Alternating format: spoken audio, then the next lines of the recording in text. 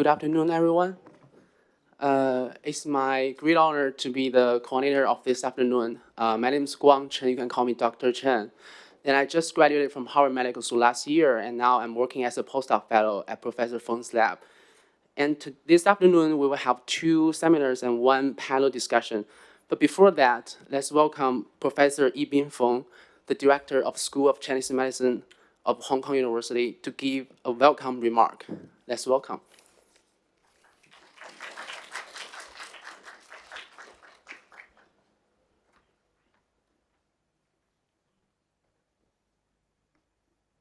Okay, welcome to Hong Kong.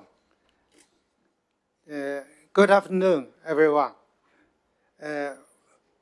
I think you all enjoyed the Hong Kong morning today because I think you visited the Hong Kong U main campus and different facility in School of Chinese Medicine and have had a good experience with Hong Kong local food.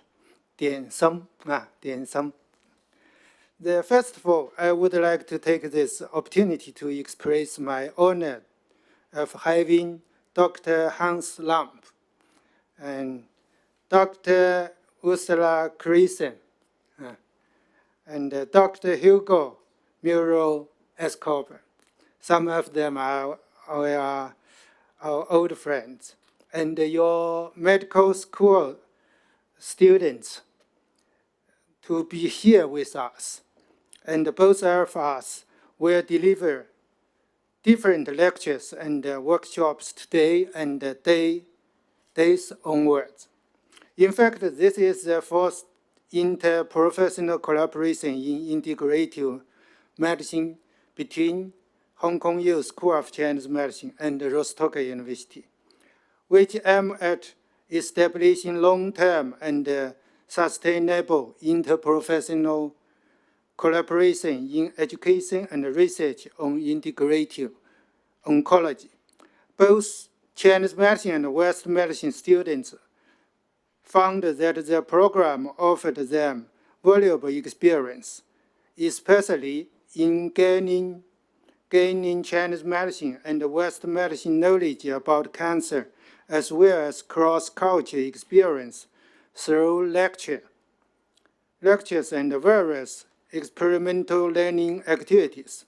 This year, we have arranged intensive lectures and field trips for students to further enhance academic and cultural exchange.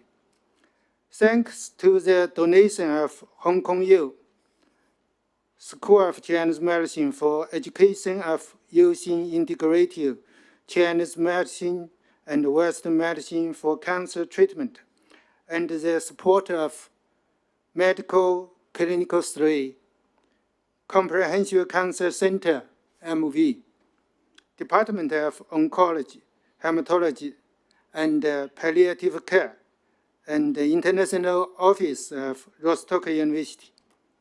We will have 5 seminars on integrative Chinese and Western medicine and evidence-based medicine in cancer treatment, SARS-CoV-2 vaccination, and palliative care. 5 workshops of Chinese medicine and Western medicine, academic research writing, acupuncture, 拔段锦, Qigong practice, and Chinese medicine, herbal medicine, interprofessional cancer care group discussion and presentation, and various cultural activities. Finally, I would like to express my gratitude to all speakers who have traveled far away from Germany to share their great idea with us. I also would like to thank all colleges and students for making this exchange program happen. Hope you all enjoy the exchange program in Hong Kong. Thank you. Thank you very much.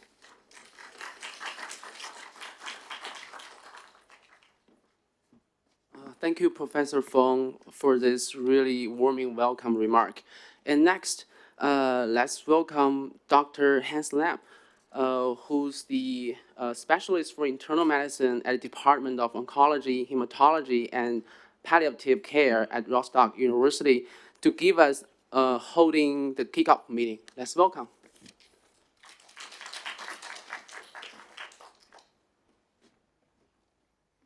Hello. Thank you very much for the invitation to come again to Hong Kong, Yuanfeng. It was a big pleasure for me to do it again.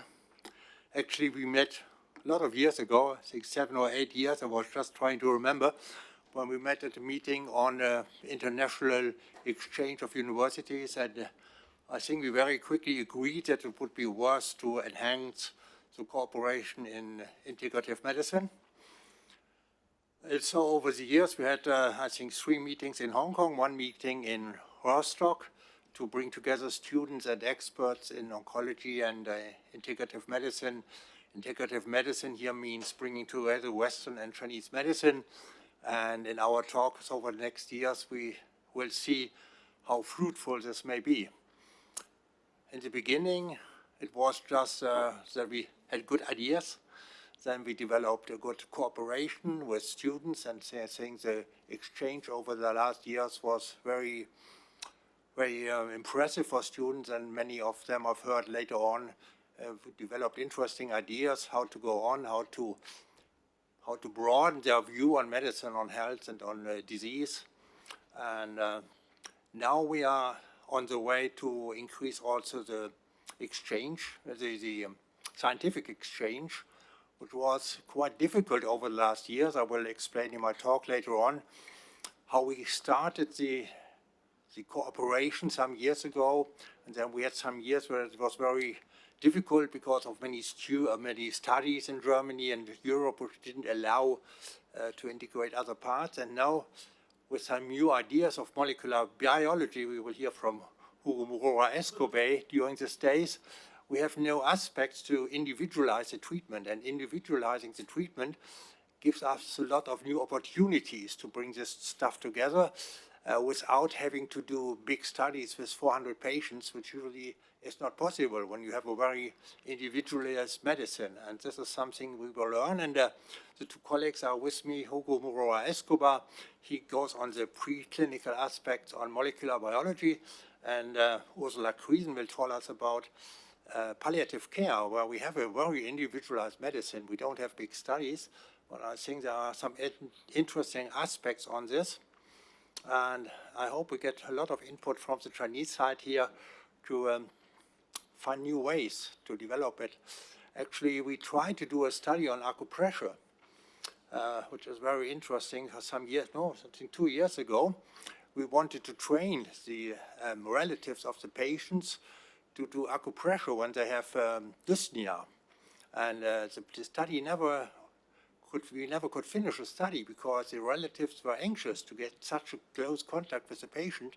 And this shows a lot of anxiety, of problems we have when we try to put individualized medicine into studies. And this will be a topic for the next days. I hope we can discuss and find some solutions for the future. So welcome again, and I hope we have some very interesting days.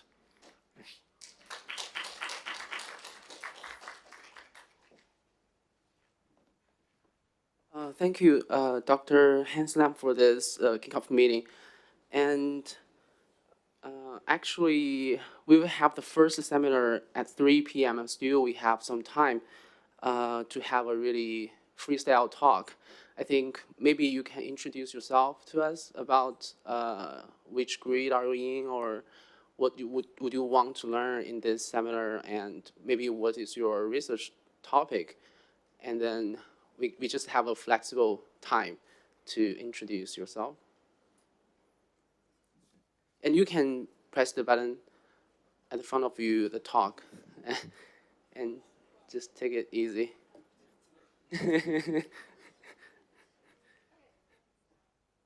Can you hear me? Oh, wow. Okay. My name is Sarah. I'm in the 5th year of study. And yes, sorry, what was the question? Forget about the question. Just talk what you want. Here.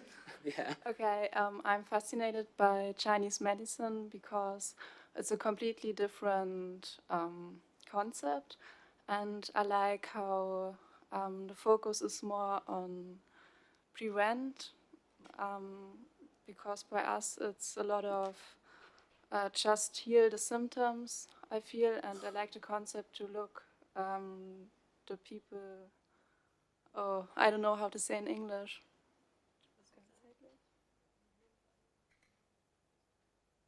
I don't know how to say, but yes, maybe on hand.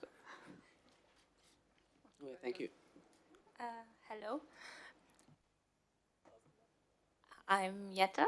I'm also in my 5th year of medical school now, and what I find very fascinating is the integrative aspect of palliative care, because in Germany we have a lot of specialties where results are very clearly defined, but with palliative care, curing the disease is not an option. I think that gives us a lot of freedom to explore other ways to make the patients feel better in their final days and months.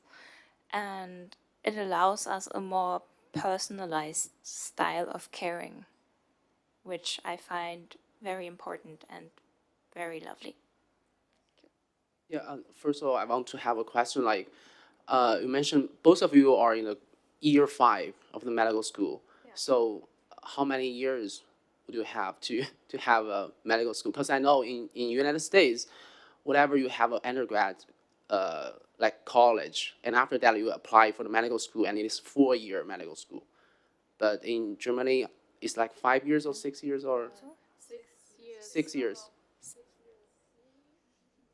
Sorry. And then we have a practical year. 5 years. Really? Oh, sorry. Yes.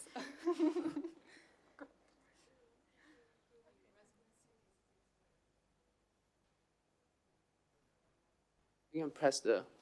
The residency, it lasts 6 years instead of 2 to 3, like in the US. No matter it's internal medicine or other special. No. Yeah, surgery lasts a little bit more. But it depends. It depends on the specialty. It's 5 to 7 years. That's also a long time. Yes.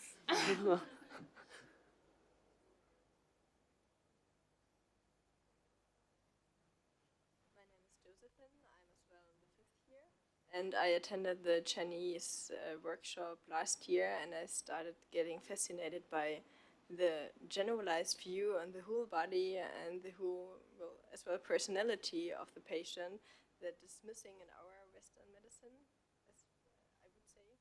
And yes, that's why I'm here.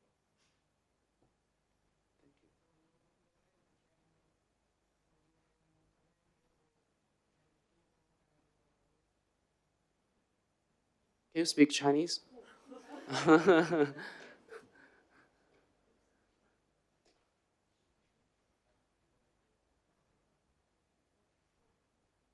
So my name is Anissa. I'm also in my 5th year of medical school, and I started learning this year about Chinese medicine. I find it's very new to me and interesting, so I would like it to see intertwined with Western medicine, and I want to know how can I put it to use when I'm a practicing doctor.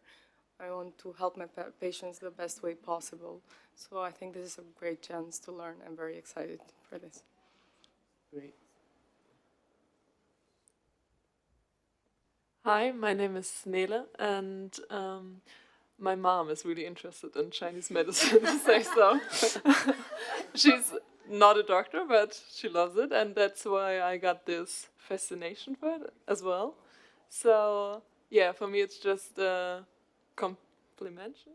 I don't know if that's the right word, but to the Western medicine, so that you have like a whole view of medicine, not just one side or the other side. So it's both together, and I think both together can create something new or something really, yeah, the best. You can develop the best way for your patient, and so that's why I'm here.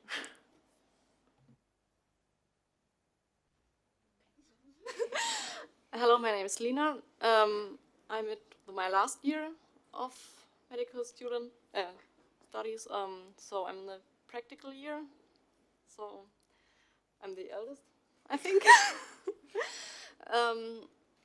I'm fascinated by Chinese culture and also medicine since years, and I want to become a women's doctor, and I think there are so many opportunities to use traditional Chinese medicine in women's health, especially at birth processes, and yeah.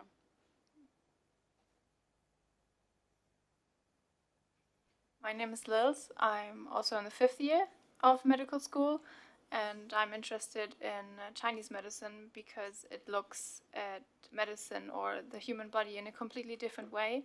It's not as analyzing, and because it's more flowing and more looking at the patient as a human and not just on the liver as like one organ. It sometimes has different solutions to the same problem. Yes, that is the concept in Chinese medicine. That is the holistic and dynamic. That's what you said. Yeah. And we can also let our students hear. Yeah. Nice to meet you all. I am Annie Tam, and I'm studying year 4 Chinese medicine. So the reason for me to choose to attend this seminar and exchange is because I would like to learn more about how the other countries' medical students look into oncology, because we used to focus on the Chinese medicine's way to treat those illnesses, and I would like to explore more about other people's thoughts on oncology as well. Thank you. Hi, I'm Ella, the 4th year of Chinese medicine. I'm here because I want to get some inspiring ideas from all of you guys from discussion and also the seminar talk. And so, yeah, I think I will get so many ideas today. Thank you. Hello, guten Tag. Hope I pronounce it correctly. And so I'm also a year 4 student. My name's Steven, and it's rather a rare opportunity to hear from people outside Hong Kong and China about thoughts about Chinese medicine, and so that's one of the reasons that I joined this exchange. And another is I also want, like Annie said, I want to hear more about different thoughts on oncology and hematology. So I'm looking forward to learn a lot from these seminars. Thank you. Hello everyone, this is Andy from Year 4 School of Chinese Medicine in Hong Kong U. First, I'm so surprised that you are our girl team, and it's really surprised that some of you already take some Chinese medicine courses, and I can promise you that Chinese medicine is a really precious treasure for the world to cure disease. And I think Chinese medicine in the future can really inspire the society, the whole society, to give us new ideas to cure many diseases. And I think it deserves your endeavor. And also, I am here because I want to learn more about Western medicine, oncology. And I think as a Chinese medicine student nowadays, we should know much about modern medicine knowledges, especially such as the professor mentioned that molecular biology and some evidence-based medicine. So I'm ready to learn from you. Thank you. Hi, my name is Jackson, year 4 student. I'm interested in the combination of Chinese medicine and Western medicine, as I have a little bit biomedical science background, so that I hope I can learn something new in this seminar and get inspired by German students. Hello, everyone. I'm Walter. Actually, I'm a year two student, but I'm a mature student. I work in another field. I work in field of education for many years, and meanwhile, I developed a strong interest in Chinese medicine, and that's why I come here to take this Chinese medicine program. And today I took this. I'm very happy to have this opportunity to join this seminar, to have opportunity to share with each other, to learn from you, and we can have a good time today. Thank you.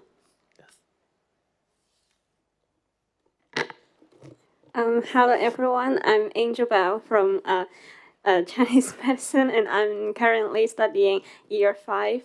So the reason for me to join this seminar is because I think in our school years, we have learned some knowledge about Western medicine, and I hope to learn more about how we can integrate Western medicine and Chinese medicine to give our best treatment to our patients. Thank you.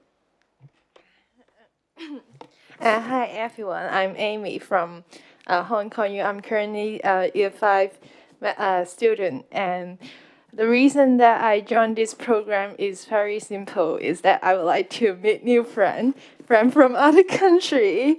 So hope through this program I can learn more about the culture, how different students from different country see their how their perspective is different from the culture that we are in. Thank you. Hello everyone, I'm Andrew. I'm year 5 student from Chinese medicine, and last 2 months we've just worked in the in the hospital in mainland China, and I witnessed the cooperation between the Chinese medicine and Western medicine, and that's the reason why I enjoyed this program to explore more potential among this how can we can work together, and also hope that we can and integrate together and just know each other. Thank you.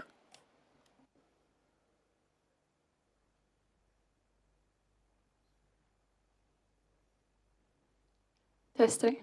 Hi everyone, I'm Jia Hui, and I'm a research assistant in Professor Wai Feng's team. So I'm coming for this program as for the daily for my daily working. I'm mostly connecting to the research study. I really know just a little about the clinical stuff. So I'm coming to see if I can know more about the clinical knowledge and to see if I can know more friends. Yeah, thank you. Hello everyone, I'm Carol from Professor Feng Yingbing's group, and I'm joining this seminar to learn about what others are doing and try to connect what I learned and with my experiments to create something new. Thank you.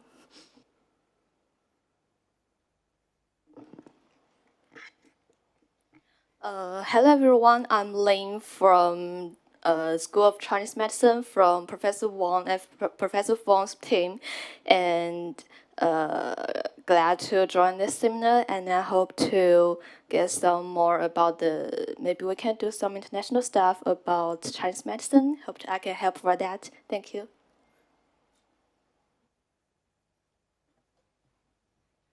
Hello, my name is Laura, and I think we met each other this morning in the main campus. Yeah, so I am the MPhil student, the second year MPhil student from Professor Feng's team, and also I'm a Chinese medicine practitioner in Hong Kong. And today is my pleasure here to discuss with you guys about the integration on Chinese medicine and Western medicine. And I think we will have a lovely afternoon today. Thank you. Hello, my name is Vincent, and I am a year 3 PhD student in School of Chinese Medicine, and my research has been focused on the pharmacology of traditional Chinese medicine. Today, I'm very happy to hear that so many friends and students are interested in Chinese medicine, and I'm looking forward to communicate with you in the following seminars. Thank you. Hi, everyone. I'm Laurel from Professor Feng Yibing's research group, and we met some of you this morning. I'm doing the research in the diabetes complications. And I'm very curious about the other fields like the oncology and you mentioned palliative care. Then, yeah, I'm doing the research on part of it on some food nutrition and the bioactive compounds in diabetic complications. And we are happy you come here to have this seminar and hope you have a good afternoon in this seminar. Thank you. Good afternoon, everyone. I'm Cindy from this is my first year PhD. I'm the first year PhD student from Professor Feng's team, and I am majoring in pharmacology in Chinese medicine of liver cancer. Nice to meet you all. Thank you.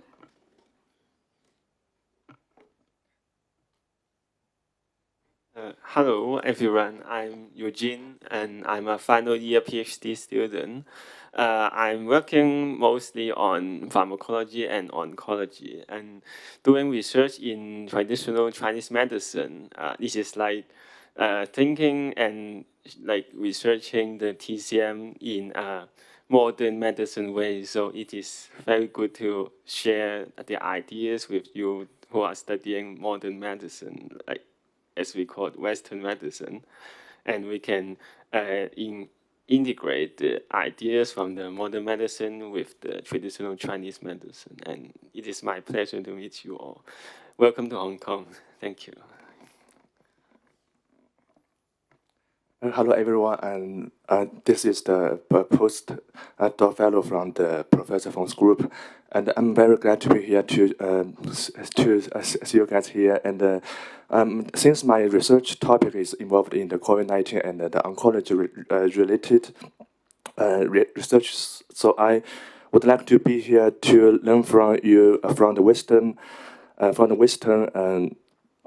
ideas to treat this disease, and also the cut-engage knowledges from your country. And thank you.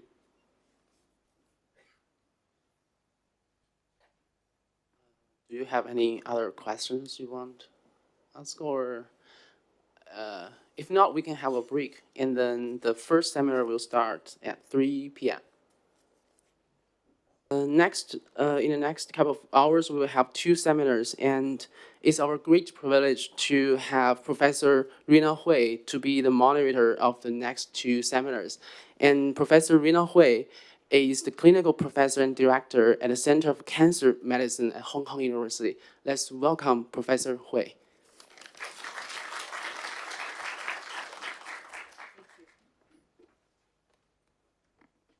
Thank you. Good afternoon, everyone. I'm really excited to actually join this seminar, and let alone to be the moderator. And now this is the joint seminar of Department of Oncology, Haematology and Palliative Care, Rostock University and School of Chinese Medicine, Hong Kong University. So now I'm a medical oncologist with clinical and research focus in lung and breast cancers.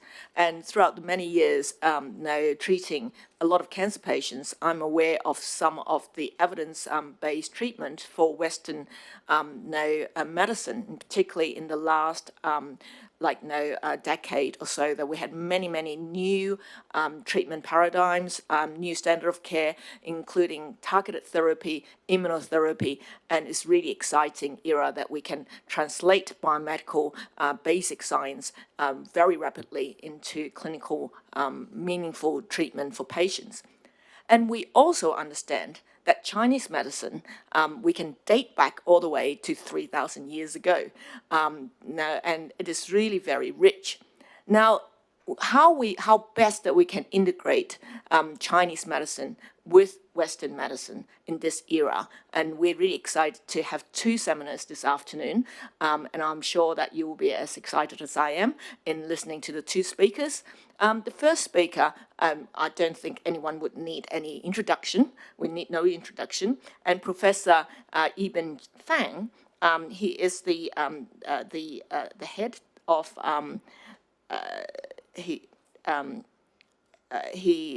he's a professor and director. Director is the word that I was looking for, to be exact and to be correct, of the School of Chinese Medicine at the University of Hong Kong, and a member of the Chinese Pharmacopoeia Committee. He's engaged in the research of integrated Chinese and Western medicine in the prevention and treatment of cancer and metabolic diseases. He published widely with over 200 articles and served as editor and reviewer of many international journals. So without further ado, we will first have Professor Fang giving his talk on integrative oncology, from traditional wisdom to evidence-based Chinese medicine. Professor Fang.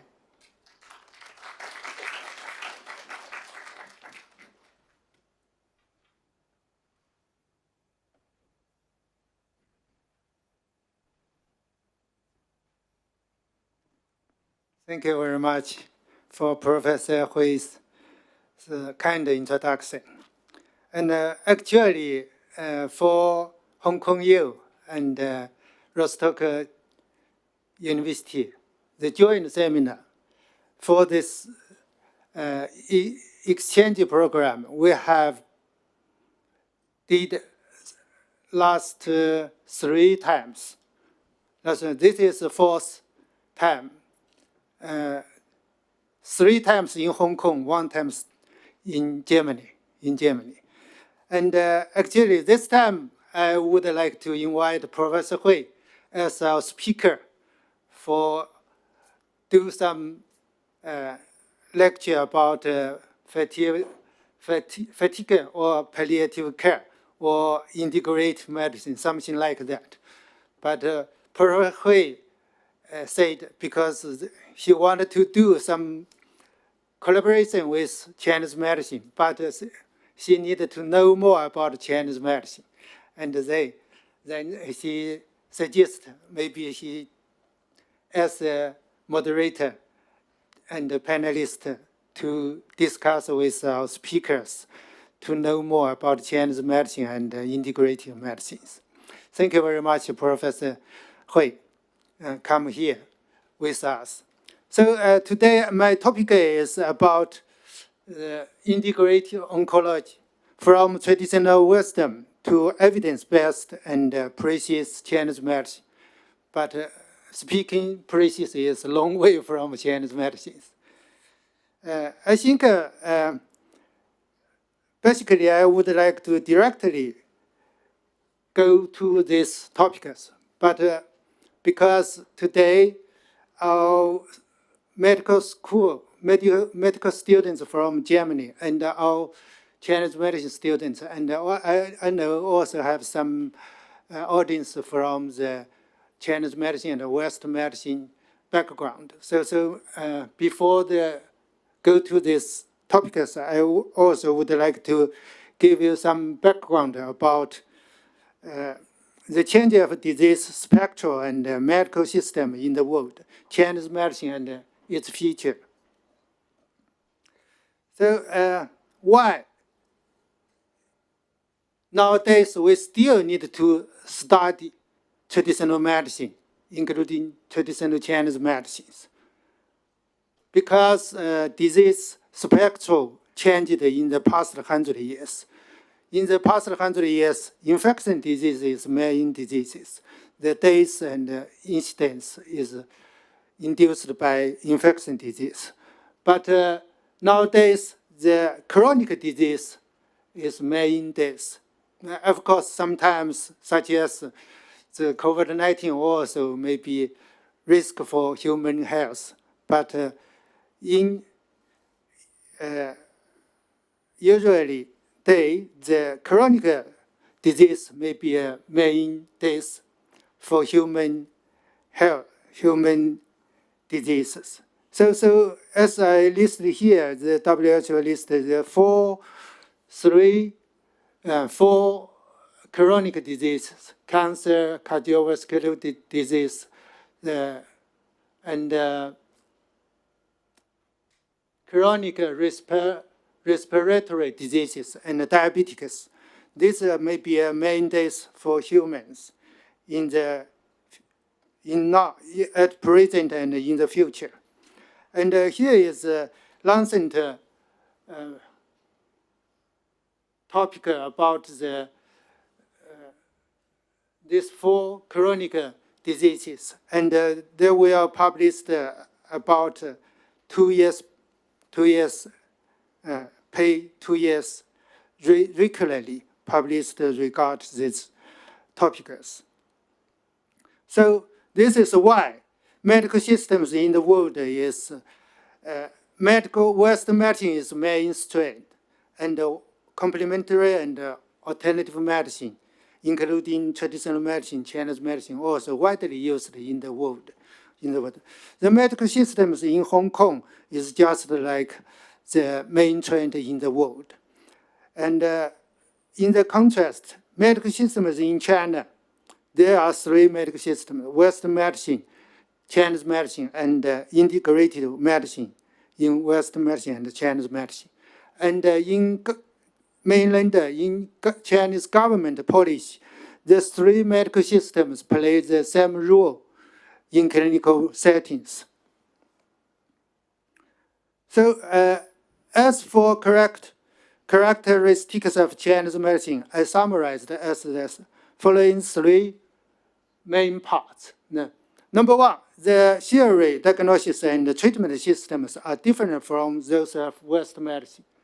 Number 2, Chinese medicine emphasizes holistic concept, syndrome differentiation and treatment.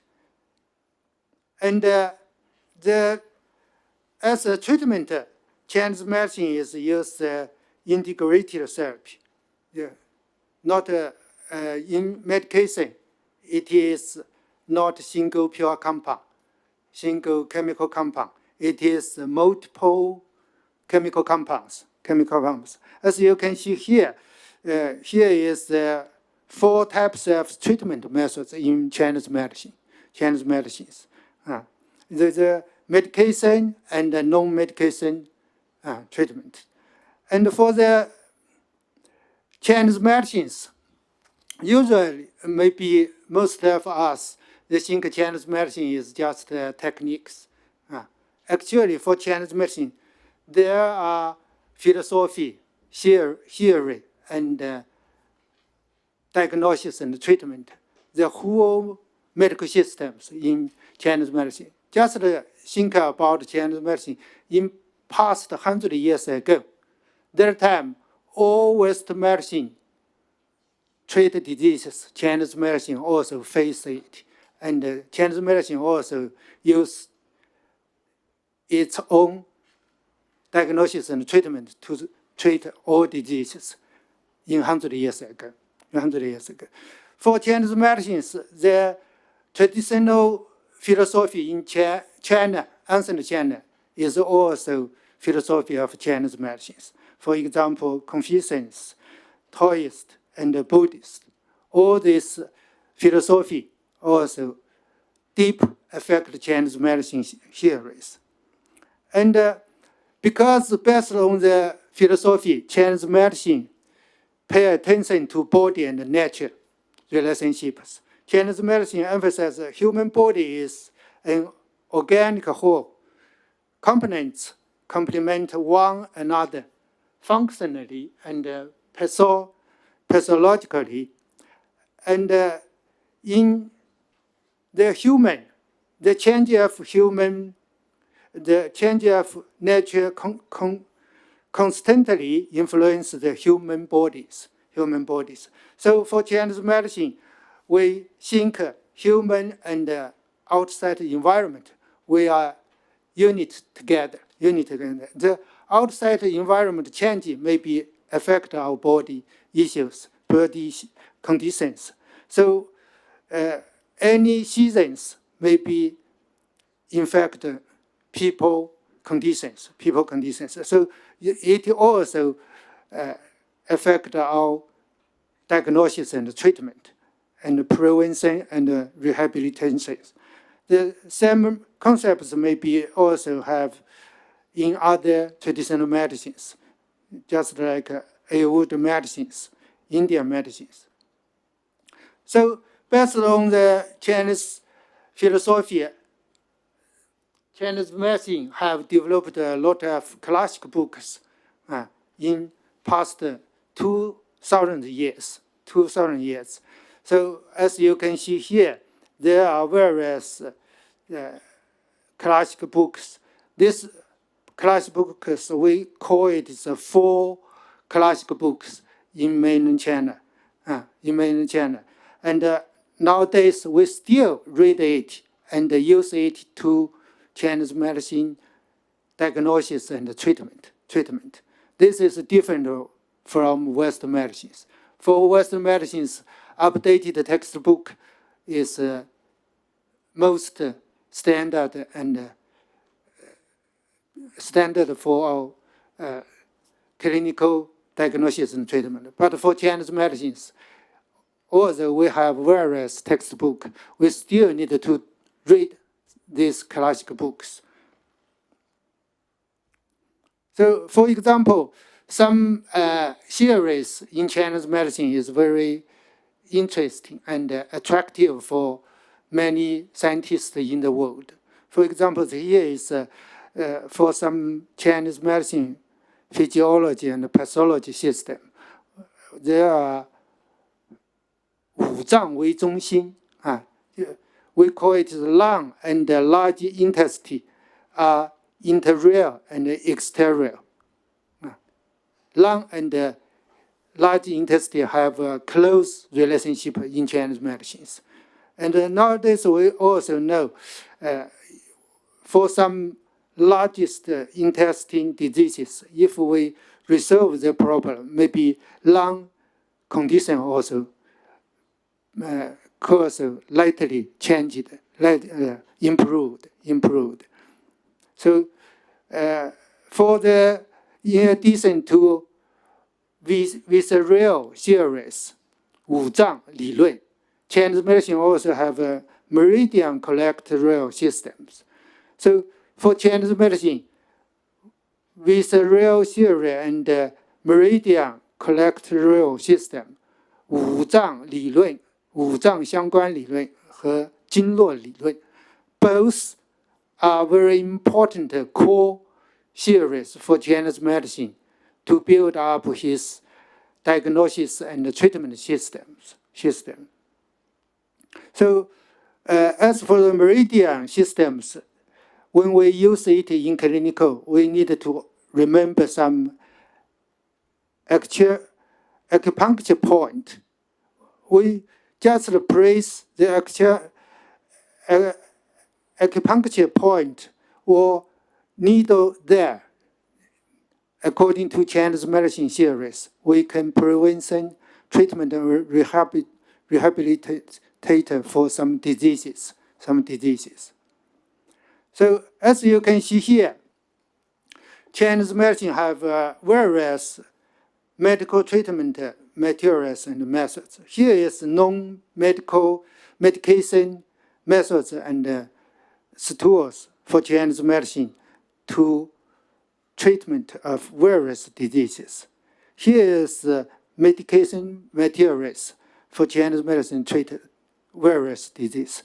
All this medication resource is from the natural resource, including plants, animal parts, and minerals.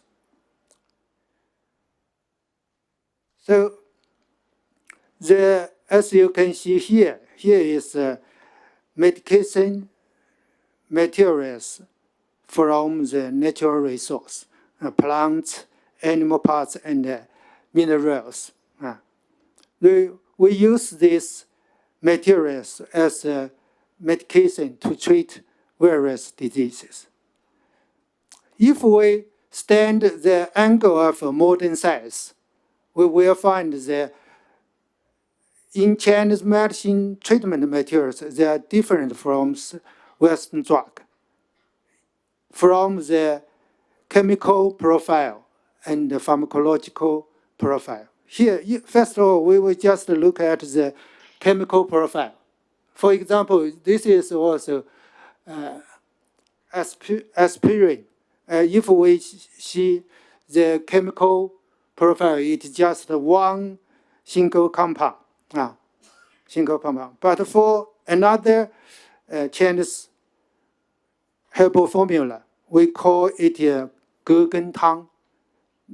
Gegentang also treat various influenza, including COVID-19. There are a lot of chemical compound in there. Aspirin in the many years ago, it also used as for flu. But Gegentang also used as 感冒, influenza. This is different because Chinese medicine is, there are a lot of chemical compound in Chinese herbal formulas. So in pharmacological profile, as you can see, any Western drug, they always have such a chemical profile, pharmacological profile. It is a dose-dependent manner. As you can see, vertical and lateral. You can see here, there we can find several parameters, just like potency, slope, and variability, and maximal effect. All these parameters will reflect the drug effects. It is strong or weak, and dose-dependent manner. So as you can see here, this is a project I did in Japan about 30 years ago when I, as a PhD student in Japan, I compared the Western drug and the Chinese formula to see what difference between Western drug and Chinese formulas. Because a lot of pharmacological books, textbooks, they show the dose-dependent manner is use a diuretic drug. So I also use 3-4 diuretic drugs to show dose-dependent manner. Although they're different drug, maybe they're different dosage, but all these drugs, they show the S-types is reflected the all drug is dose-dependent manner. But for Chinese herbal medicines, although I use 4 Chinese formula of the diuretic Chinese formulas. All these 4, although they also play the diuretic effect, but all these formula don't show the dose-dependent manner. They just have 1 or 2 dose is effect. Other dose is no effect. So for Chinese medicine, we need to look for the best dosage, best dose to treat the disease. But not, you can't according to the dose-dependent manner to find the effect. So for Chinese medicine, in chemical profile and pharmacological profile are totally different from the Western drugs. Because Chinese medicine is multiple components. So also in chemical profile, there are no dose-dependent matter, but have multiple targets. So for Chinese medicine, resource and quality control of Chinese medicine are very important. So this is the quality control procedure for Chinese medicine I proposed in the world. Before the GP study, we have to finish GAP, GMP, and then we can just do it, new drug discovery and development.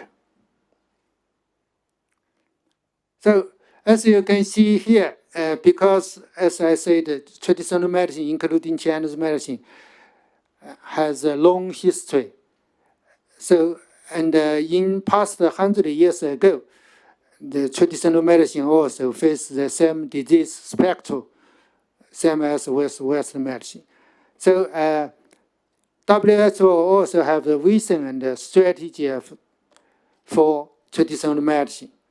And even this time, the COVID-19 WHO expert meeting on evaluation of traditional medicine in the treatment of COVID-19 also gave the positive comments and recommend many members of countries to think about integrative medicine for COVID-19 prevention and treatment.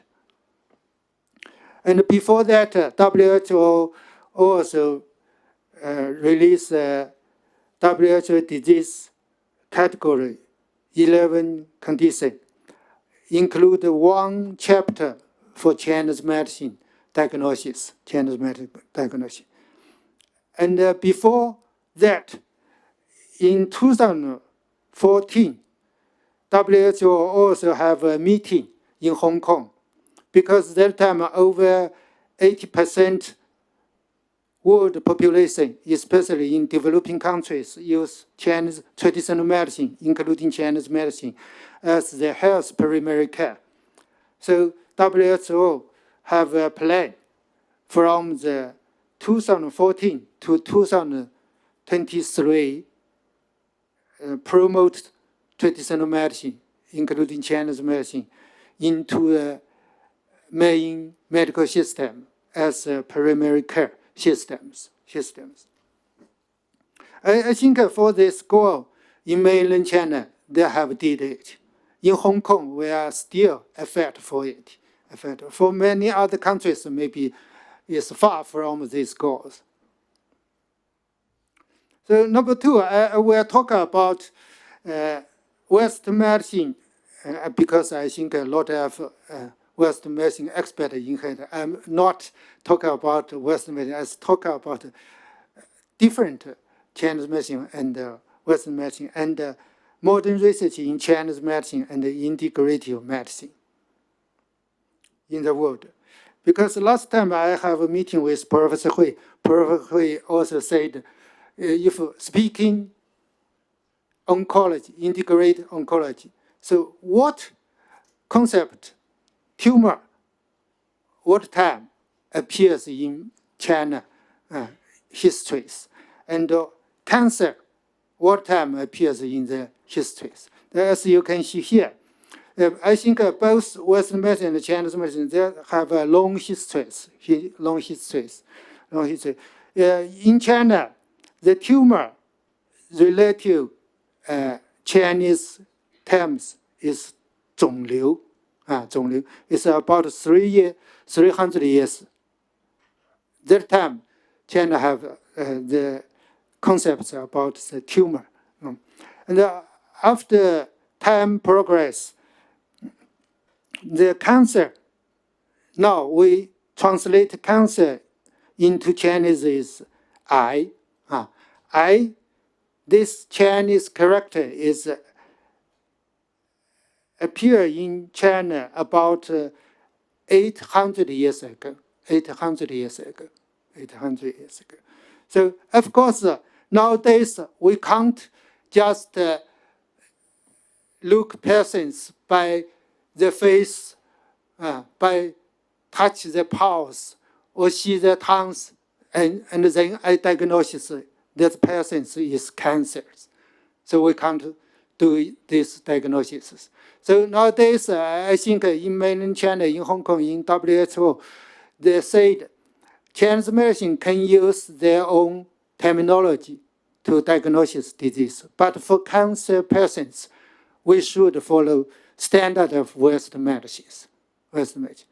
It means we should use Western medicine diagnosis diagnosis. Because as you can see here, nowadays why we still need to study traditional medicine, including Chinese medicine, because there are still lots of unmet medical needs.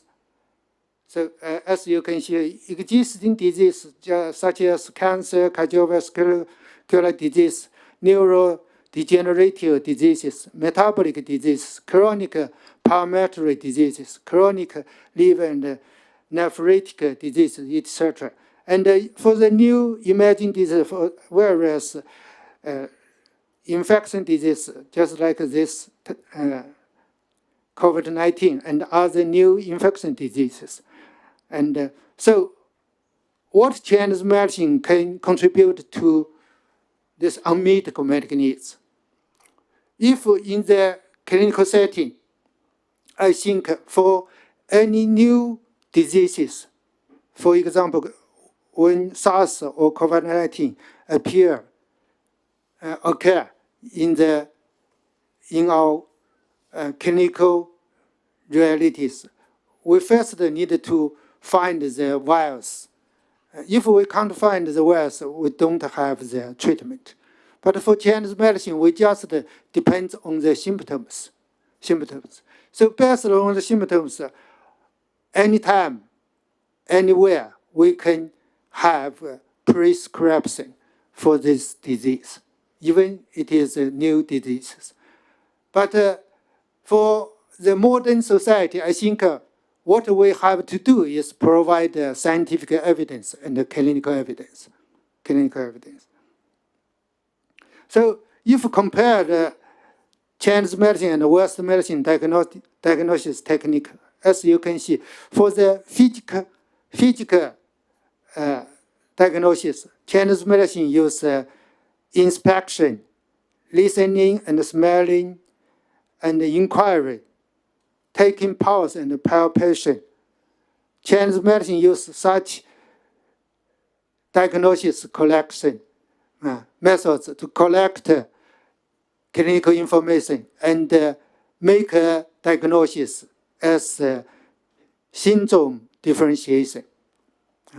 But for Western medicine, they also use inspection, palpation, knock, listening, and inquiry. These are physical methods. But in addition to these physical methods, Western medicine also uses various laboratory tests, imaging diagnosis. And based on this diagnosis techniques, Western medicine collect clinical information to make diagnosis as a disease diagnosis. So for integrative medicine, also for physical diagnosis, we are similar. But Western doctor also use laboratory test and imaging diagnosis. So for integrative medicine, we need to combine with disease diagnosis and syndrome diagnosis, especially for cancer diagnosis. We can't make the diagnosis just with Chinese medicine syndrome differences. We need to get Western medicine diagnosis, lung cancer, liver cancer, or colon cancer. And then we can do some Chinese medicine syndrome diagnosis. So the little differences is the 4 diagnostic techniques: 望闻问切, inspection, listening and smelling, and inquiring, and taking pulse and palpation. Some similar with Western medicine, but this too is specific for Chinese medicine.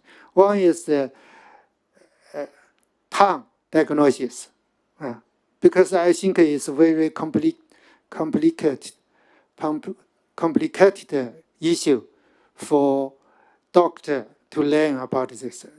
I think because for Western doctor, maybe for some infection disease, they also depends on some tongue diagnosis. That mainly depends on the laboratory diagnosis and imaging diagnosis. But for Chinese medicine, we can see a lot of information from tongue. Even this COVID-19, Chinese medicine think the pathological issue is 死. So Chinese medicine, according to tongue, the tongue diagnosis, they can make a different diagnosis. And Chinese medicine, another specific diagnosis technology in Chinese medicine is pulse. Because pulse also traditionally, as you can see here, Chinese medicine, left hand and right hand, they're representative of different organs. For left hand, this position, this three position is representative heart, represented heart, liver, and kidney. Another left, right hand, the represent the lung, spleen, and kidney. So you just think if you touch the pulse, you need to know different organs have different diseases. It's very difficult. So sometimes patients or other professionals think Chinese medicine somehow superstitions, 迷信. Actually, the pulse have some objective information, but it's very difficult for us to get real information from here. Even for the experienced Chinese medicine practitioner, they also face a lot of difficulties to get objective information. So for academically, for Chinese medicine category in the world, now the international journals also have one category of integrative and complementary and medicines. There are over 100 international journals. But this is impact factor is not true here. The highest impact factor in Chinese medicine area, integrative and complementary medicine, it's about 8 impact factor in these areas. But now, some Chinese medicine related topics also published the top journals. So even the top publishers also pay attention to Chinese medicine research. For example, Nature publisher also published several special issues.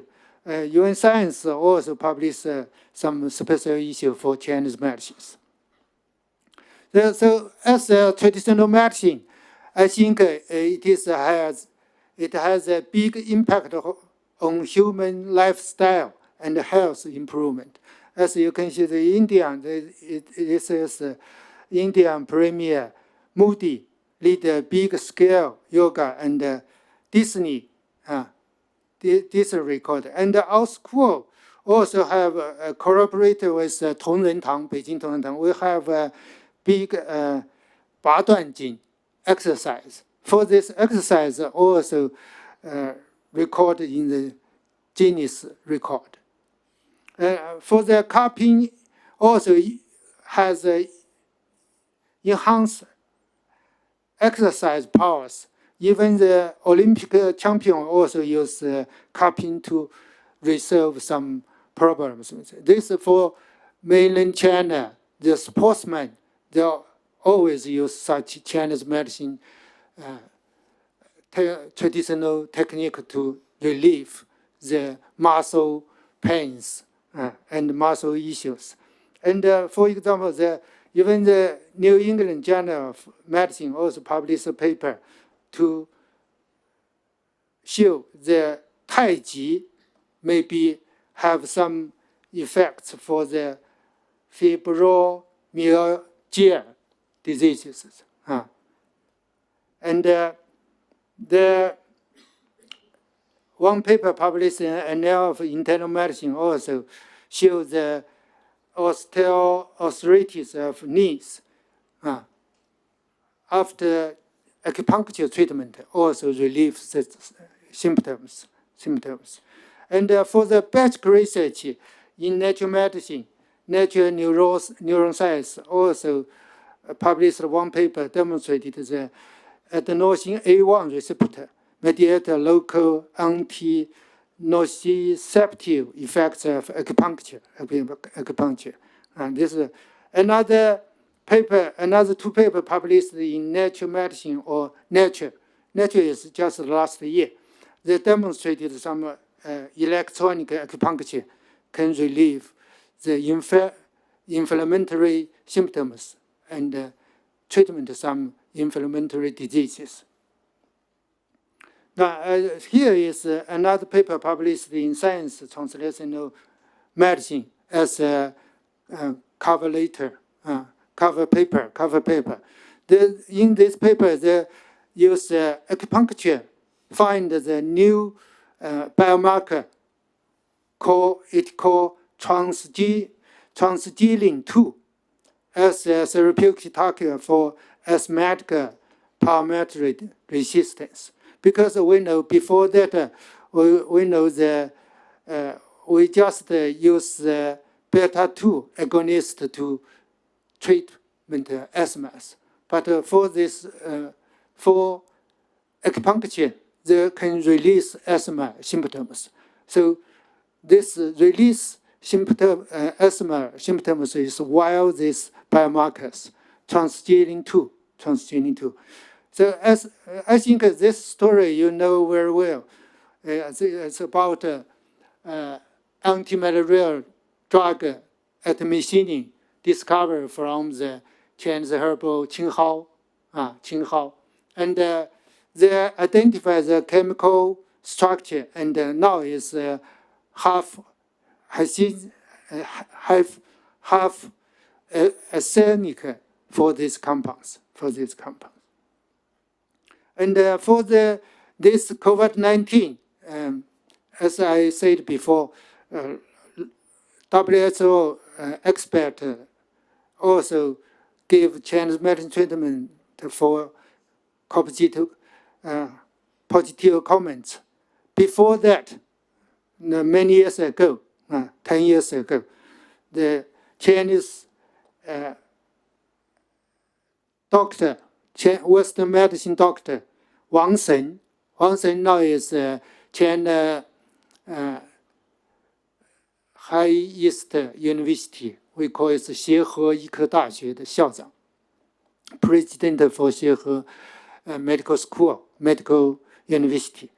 They did this clinical trials. They demonstrated the oseltamivir compared with Chinese traditional therapy, 麻杏石甘 and 银翘散. These are two traditional formulas.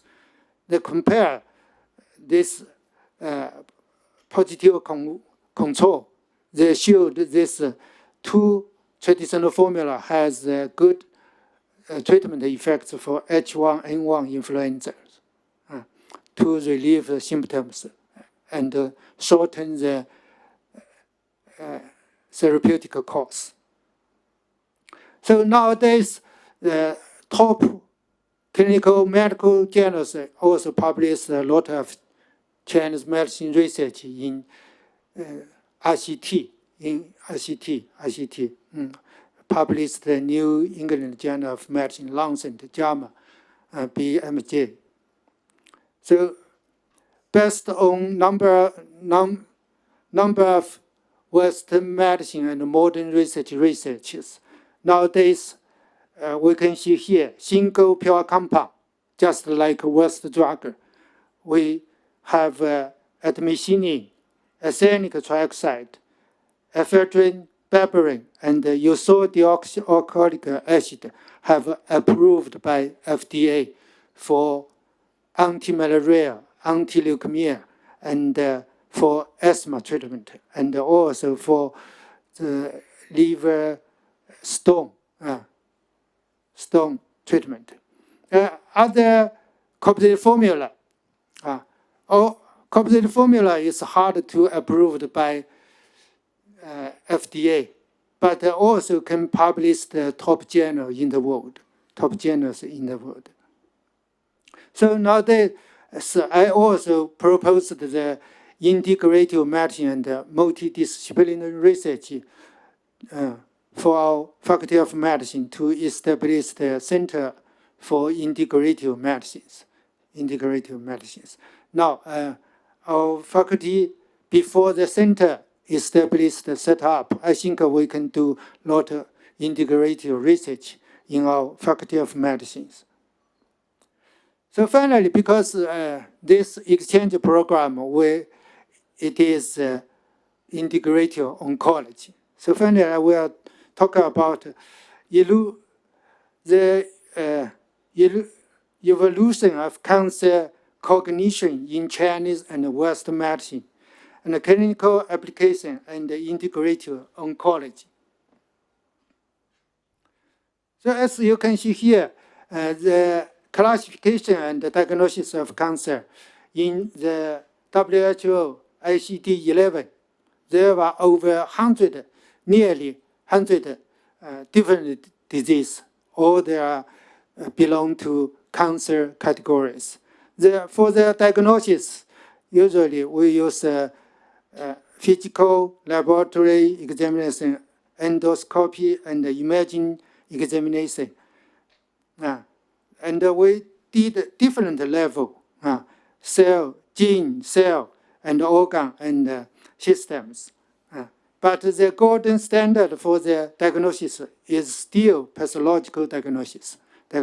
I think for our Chinese medicine practitioner, we need to know if we want to treat cancer patients, we need to know about Western medicine diagnosis.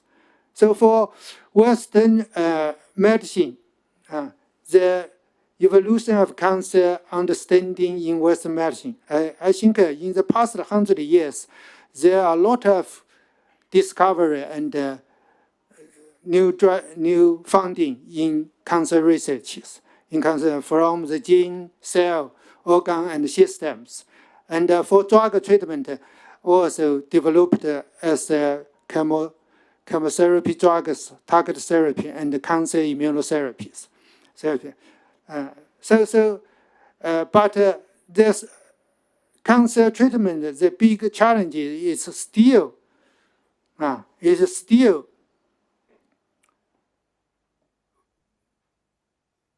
for treatment as still dealing with the generation of side effects and toxic effects, the diversity of tumor cells, and the generation of drug resistance, tumor recurrence, and metastasis. So I think face of this challenge, I believe that the ancient wisdom of Chinese medicine and modern innovation can make significant contributions. Now, as you can see here, evolution and nomenclature of cancer understanding in Chinese medicine. As I said, even the 300 years ago, in Chinese medicine, we have a new relative tumor, the concepts in 300 years. But 800 years ago, in China, we have eye is related to cancer. This concept in Chinese medicines. But if we look at the Chinese medicine textbook, even the 30 years ago, 20 years ago, no cancer disease can be listed in the 中医内科学 internal medicine in Chinese medicines. Just 9 edition of internal medicine textbook, that time have one chapter for cancers. But still a lot of other cancer similar symptoms still distributed in different chapters that don't belong to cancers. So for Chinese medicine, diagnosis and treatment of cancers, although we know about the cancer-similar disease is for a long time, but precise diagnosis or exactly diagnosis, it is nowadays we still need to depend on Western medicine diagnosis. This is why we have to do integrative medicine, especially for integrative oncology. Because no matter Western medicine and Chinese medicine, both medicine based on symptoms, patient's symptoms, to get disease diagnosis or syndrome diagnosis. For Western medicine now, the plus laboratory diagnosis and imaging diagnosis. So for integrative oncology, we have to combine Western medicine diagnosis and Chinese medicine diagnosis. And then, based on this diagnosis, we can do some Chinese medicine treatment. So I think all we know about the cancer statistic, the incidence and the mortality are about nearly 20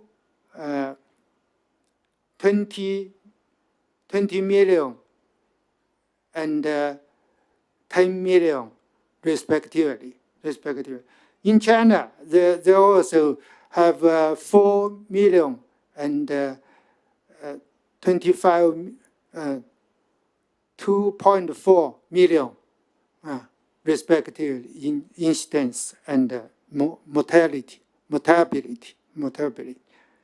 So for Western drugs, because I think because the statistic data and prevention treatment progress and drug treatment progress, nowadays, for example, in America, from the 19 middles, the incidence and mortality has going down in the past 30 years.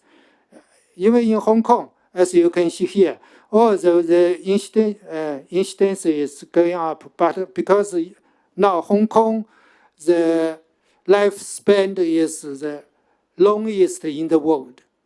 So with time's growth, the elderly people, the suffer from cancer is increased. But in Hong Kong, the treatment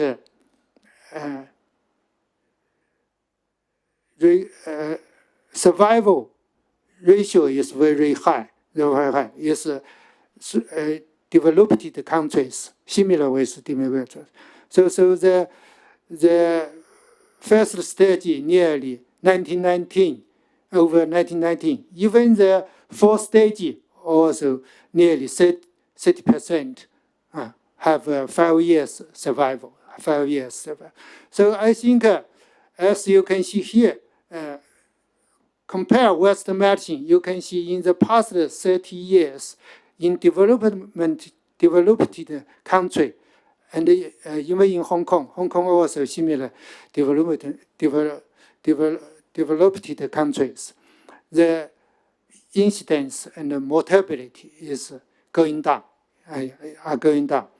So compare developing country, of course, the difference is recoverable.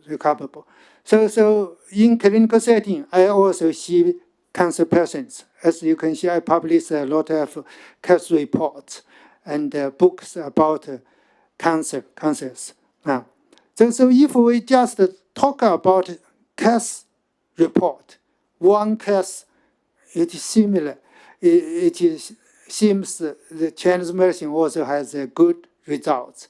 But I think as we, I presented before, the statistical data have shown the whole cancer popular has good research, good treatment results.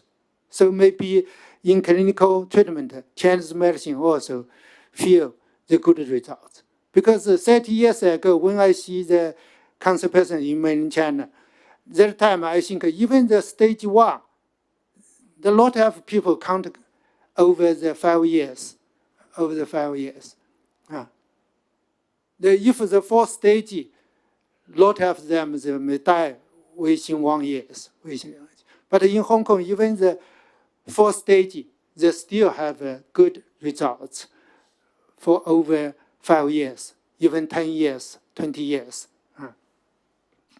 So if we just look one case, it's not good enough for our judge the Chinese medicine effects and evidence. So my group also did evidence-based oncology research. We published several papers about liver cancer, colorectal cancer, breast cancer, to look at the RCT treatment in the world. And really, we find that Chinese medicine may be benefit for some reduced side effects, improve quality of life, quality life, and also maybe have a longer life survive. But the conclusion is the research needed to do more good quality research, more big size clinical trials. So I think after Western medicine and Chinese medicine efforts, nowadays the cancer patients from the incurable disease to treatable diseases. For Western drug, it is one prescription for multiple peoples. For Chinese medicine, is individual person prescriptions. But for Chinese medicine, we need more scientific research, more higher quality scientific evidence, clinical evidence, and evidence-based Chinese medicine treatment. So I think go back to new drug discovery and development. Before 100 years ago, no matter Western and Eastern, the drug used in clinical setting are the plants, animal parts, and minerals.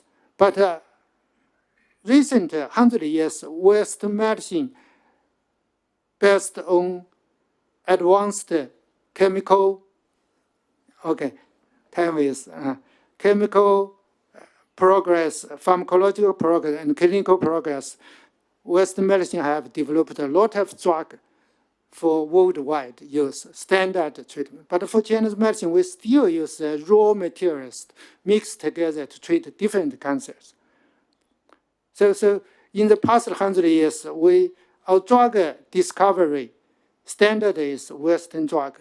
But nowadays, even the American botanical guideline also allowed us to apply for some friction extract, and even the composite formula only required we have to good quality control. So I think until now, including Western drug, a lot of drug still depends on natural resource. This is just published 2020. Actually, is each 5 years they published one review papers. As you can see here, the paper also showed us the over nearly 50% from natural resource. For the cancer drug, until now, there are over 300 cancer drugs. In there, also nearly 30% from natural resource. So This is Chinese mineral, the arsenic trioxide, now have developed as anti-leukemia drugs in the worldwide. Here is also another drug, indirubin, from the composite formula. Now is developed as a chronic leukemia treatment. This is a composite formula. The published PNAS demonstrated it is also various effects for some leukemia diseases. So here is Yale University Professor Zheng Yongqi. He published several papers about one composite formula from Chinese medicine, including 4 herbs. For these 4 herbs can reduce chemotherapeutic side effects and also improve quality of life, and also maybe have synergistic effects with some chemotherapeutic drugs. So for my group, I still have 5 minutes. Oh, it's time. Okay. So here is my group studied the various herbal medicines. So this Huang Lian, we did single compound, single herbs and composite formula in different materials, including various chemical compounds. We use different disease stage to test the pharmacological effects. We demonstrate, we have got a whole picture about the drug information, and we demonstrated in acute liver disease, chronic liver disease, and even liver cancers use single compound, single herbs, and composite formula combination with doxorubicin. We find that all the different materials have anti-cancer effects. So we also developed one cancer models from the beginning to end. From the beginning, it is normal. After this model, this choline insufficient food treatment, we find from the 52 weeks and 74 weeks, all the models become the cancers. But after treat Chinese medicines, all the models become totally recovered, 100% recovered. The 100% don't develop as cancers. So we also checked the mechanism in tumor tissue, fibrosis tissue, and normal tissue. All the different tissues Chinese herbal medicine can work with on them. And we also find the target for anti-tumor and improve the tumor microenvironment by another target, biomarkers. So for another study for the formulas, we find 2 compounds have prevent the liver cancer to lung cancer metastasis. This is a composite formula. We use the bioinformatical methodology to molecular docking, finally identify these 2 molecules have the anti-cancer effects. So before that, we also did some front first in cancer pathology and biomarker target therapies. We also found some new cancer target therapies. We hope this new discovery can enhance Chinese medicine drug discovery and development. So I think today I face what is Chinese integrated medicine and integrated oncology. I discussed Chinese medicine, disease spectrum, and Chinese medicine modern research, and integrative medicine and integrative oncology. So mainly discussed about the in the future how Chinese medicine contribute to the cancer treatment. Thank you very much. Thank you.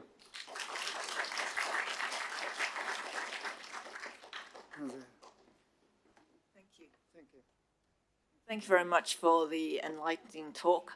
I'm sure that now there's so much that we need to learn from Professor Fang, and the time, unfortunately, would not allow us to continue listening in details, but maybe another seminar, another time. But can we actually hold the questions till the end when we're actually doing the panel discussion? We can actually raise quite a number of questions. I'm sure that Professor Fang can answer them at that time. So our second seminar here this afternoon, we have our second speaker all the way from Germany. Now is Dr. Hans Lamb. He's an internal medicine specialist in the Department of Oncology, Haematology, and Palliative Care at Rostock University, with a research focus in tumor resistance and side effects, as well as the development of combined treatment approaches involving Western and Chinese medicine.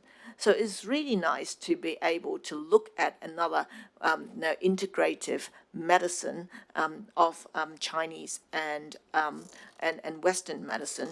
And Dr. Lam will be speaking on integration of Chinese diagnosis and treatment into Western medicine standards. Dr. Lam.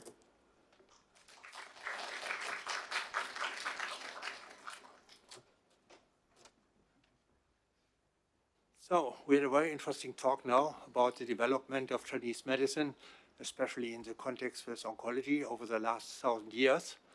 And it was fascinating for me to see the parallels, because what I'm going to do now is to see the Chinese medicine in the context of Western medicine. And I'm coming from Western medicine, so I will start with this, and we'll start with the topic how we have set standards in Western medicine. And the next topic will be how we brought in the Chinese medicine maybe in the last 50, 70 years, and what is most fascinating for me, how we can develop this over the next centuries, I suppose. So this is something you have just seen already by Professor Fang. He said what cancer is. Cancer is a very old description of disease, and but it's not like today. It was diagnosed as a deadly disease. It was a meaning of malignant disease. People die from it, and so it was very important to treat them and difficult to treat them. When we talk about cancer or malignancy today, we mostly speak about pathological changes. Today we define cancer by pathological changes, which is important because you don't want to wait until the malignant disease develops and the patient dies by it. We want to intervene early in the course of disease, and that we need other definitions of cancer. And this is definition by pathology, and over the last years, mainly about the origin of the cancer. And in the moment, we're just changing the diagnosis from the pure pathological changes to molecular changes. And this is what is coming up now. So what is important in Western medicine is we have to define the tumor by pathological changes, mainly in the future by molecular changes. And what we need is the extension of the tumor. Treatment in Western disease mainly focuses on the natural development of the cancer and the extension of the disease. So pathology and imaging mainly brings us to treatment. And what we discuss when we discuss cancer treatment today is mainly based on the pathological changes I described before, because most of the treatment of the cytotoxic treatment was developed during and after the World Wars, and mainly it started with the war gases. The metchloramine was developed from the war times, and you can imagine the heavy side effects it had. So we try to develop cytotoxic medicine ever more, combining treatment, building treatment regimens to put together drugs, to put not all side effects on one organ, but to combine different changes and pathological changes. And what I'm talking about today is what we changed over the years. It was about the change of the century when Köhler and Milstein developed the immunological changes, which allowed us to see the interaction of the tumor and the healthy body. And the first drug we developed in this way was anti-angiogenesis, because these drugs firstly showed how the healthy body and the tumor interact and how we can intervene in this interaction by drugs inhibiting angiogenesis. And the interesting thing was that this developed very parallel in the West and in the East. In the West, bevacizumab was developed as an angiogenetic drug. And parallel to this, in Chinese medicine, was described the working of Camptotheca acuminata, which is a tree here. And this tree was first used to develop drugs. The camptothecin derivatives, irinotecan, topotecan, they were developed from this tree, and they are quite used in cytotoxic treatment today. But also in these years, many people, or some people in China, found that hydroxycamptothecin, another compound of this tree, is anti-angiogenetic. So in this tree, in this plant, Camptotheca acuminata, we have both. We have a cytotoxic effect and we have the angiogenetic effect. So what we bring together in Western medicine was already completed in this plant. The last step I wanted to mention here is the tyrosine kinases, which allowed a more individualized treatment over the last years. Since the beginning of the century it was developed. So the point I want to make here is Western medicine is mainly focused on the dearranged cancer cell to kill the cancer cell. And as I said, in this way, defining the tumor, defining the extent of the tumor, we stratify our treatments.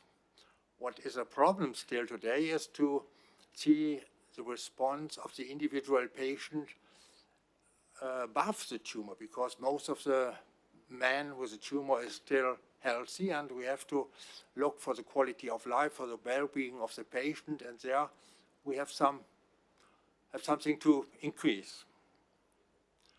This is what I wanted to say. Is we have the tumor, and this is the aim of our Western medicine, to kill the tumor cells by cytotoxic drugs, antibodies today, and we calculate this depending on the body surface and the body function, renal, liver function especially.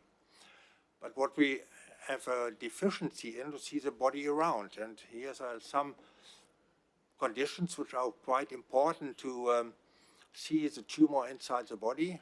The body have a special power. We call it the ECOG or Karnofsky status. We have the microenvironment, we have the macroenvironment of the tumor, we have the nutrition of the patient, we have special diets the patients eat. And what is very important, I think, but not very well researched today is the psychoimmunology. We know very much how the psychological changes of the patient influence the development of the tumor, the interaction of the tumor with a healthy body. So this is what Yiben Feng already mentioned. It's the evidence-based medicine. And when we look at the three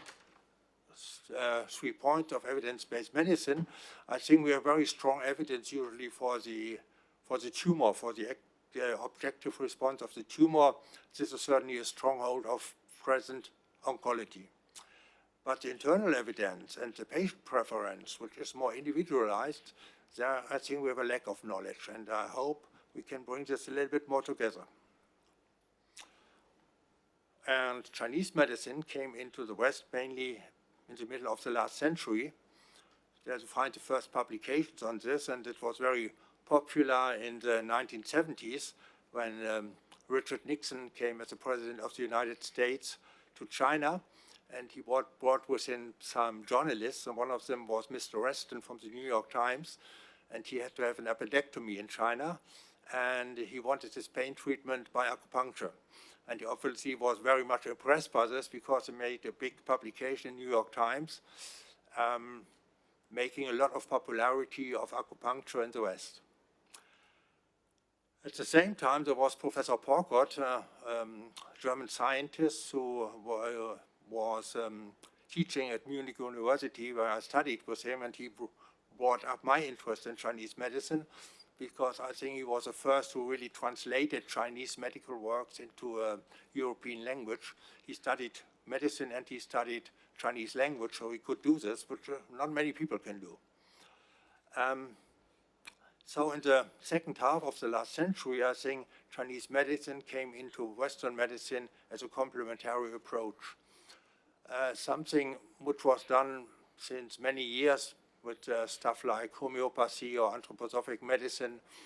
There are many ways which complementary medicine was introduced into Western medicine, and there were mainly two reasons to introduce it. One was when the standard treatment were developed, and in this time, standard oncology was not so well developed, so many patients got a treatment resistance at some point, and then we brought into complementary medicine.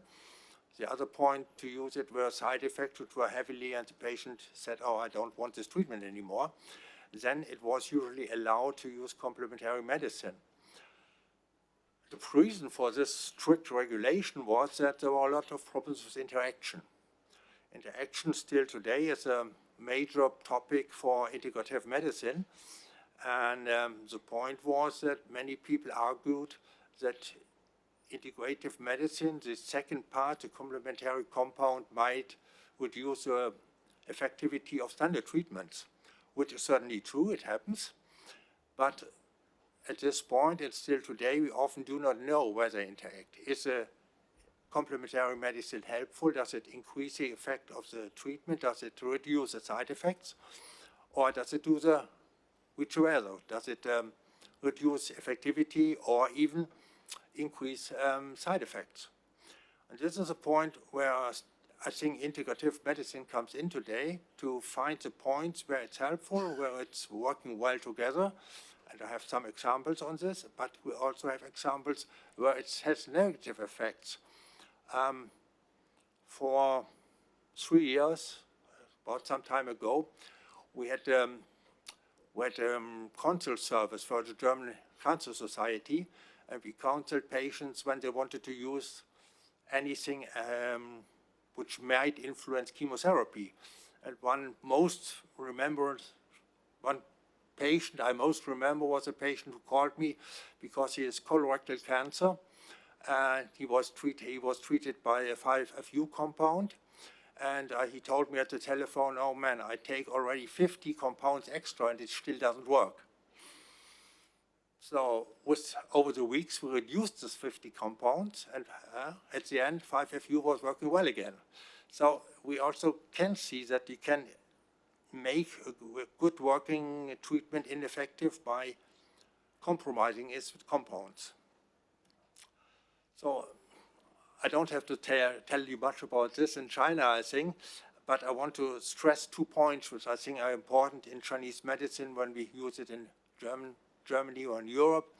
One is how diagnosis is made in Chinese medicine, and it's mainly on seeing the function of special functions in the human body, and to put this into categories and categorize the function of the human body and make a diagnosis from here. The second part I would like to stress is value criteria, as we call it in Germany, that you take these different functions and weight them against each other, and a healthy body should be in balance. So when we see the human body from the Chinese and Western side, the Western side is mainly concentrating on the tumor cell, and the function of the rest of the body is seen a little bit more difficult because we cannot well describe it. Our diagnostic criteria, pathology and imaging do not prescribe this criteria, but we can very well do this with Chinese medicine, because the Chinese medicine has a focus on the body function and can very well describe it with the function cycles and the value criteria I mentioned before.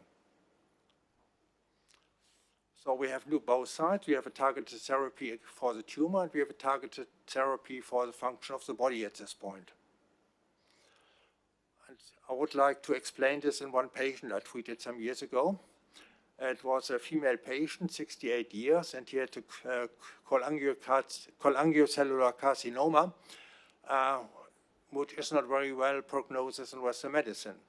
Especially this patient, she was diagnosed when she was already infiltrating the gastric and the spleen.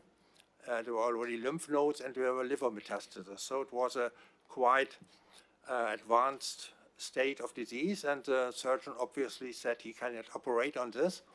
So we started her on, at this time, standard chemotherapy with cisplatinum and gemcitabine.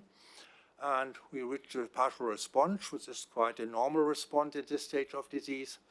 At the end of the treatment in July 2017, the patient was quite fatigued. She had a lot of gastrointestinal problems. She had some problems with her blood building. So at this time, we decided to give her some decoction of Chinese herbs against the side effects.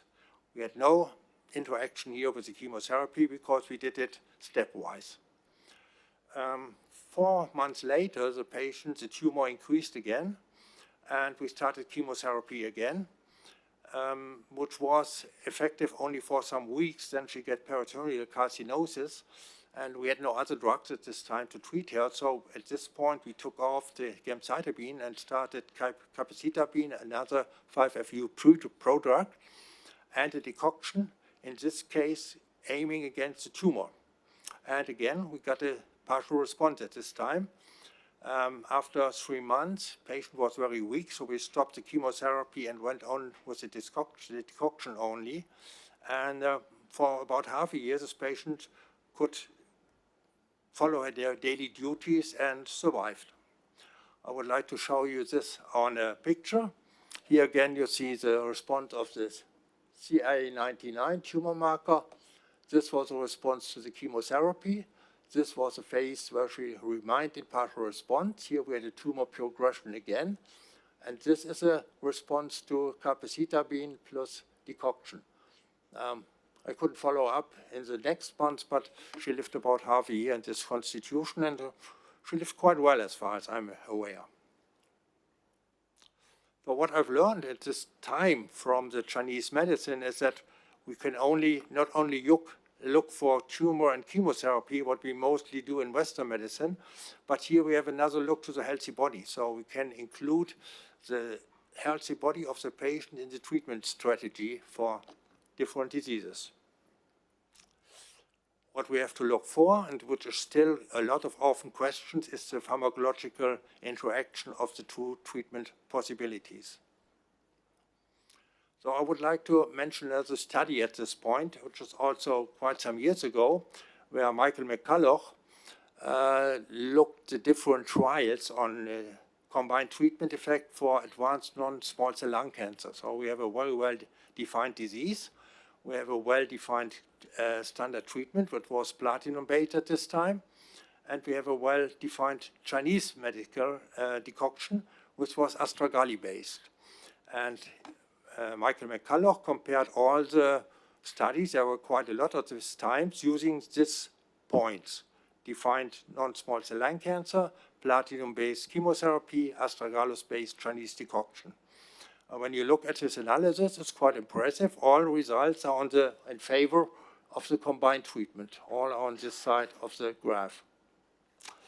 And Michael McCulloch at this time made a conclusion that's called astragalus-based herbal medicine may increase effectiveness of platinum-based chemotherapy, which, when you see the picture I've shown before, is quite a conservative conclusion.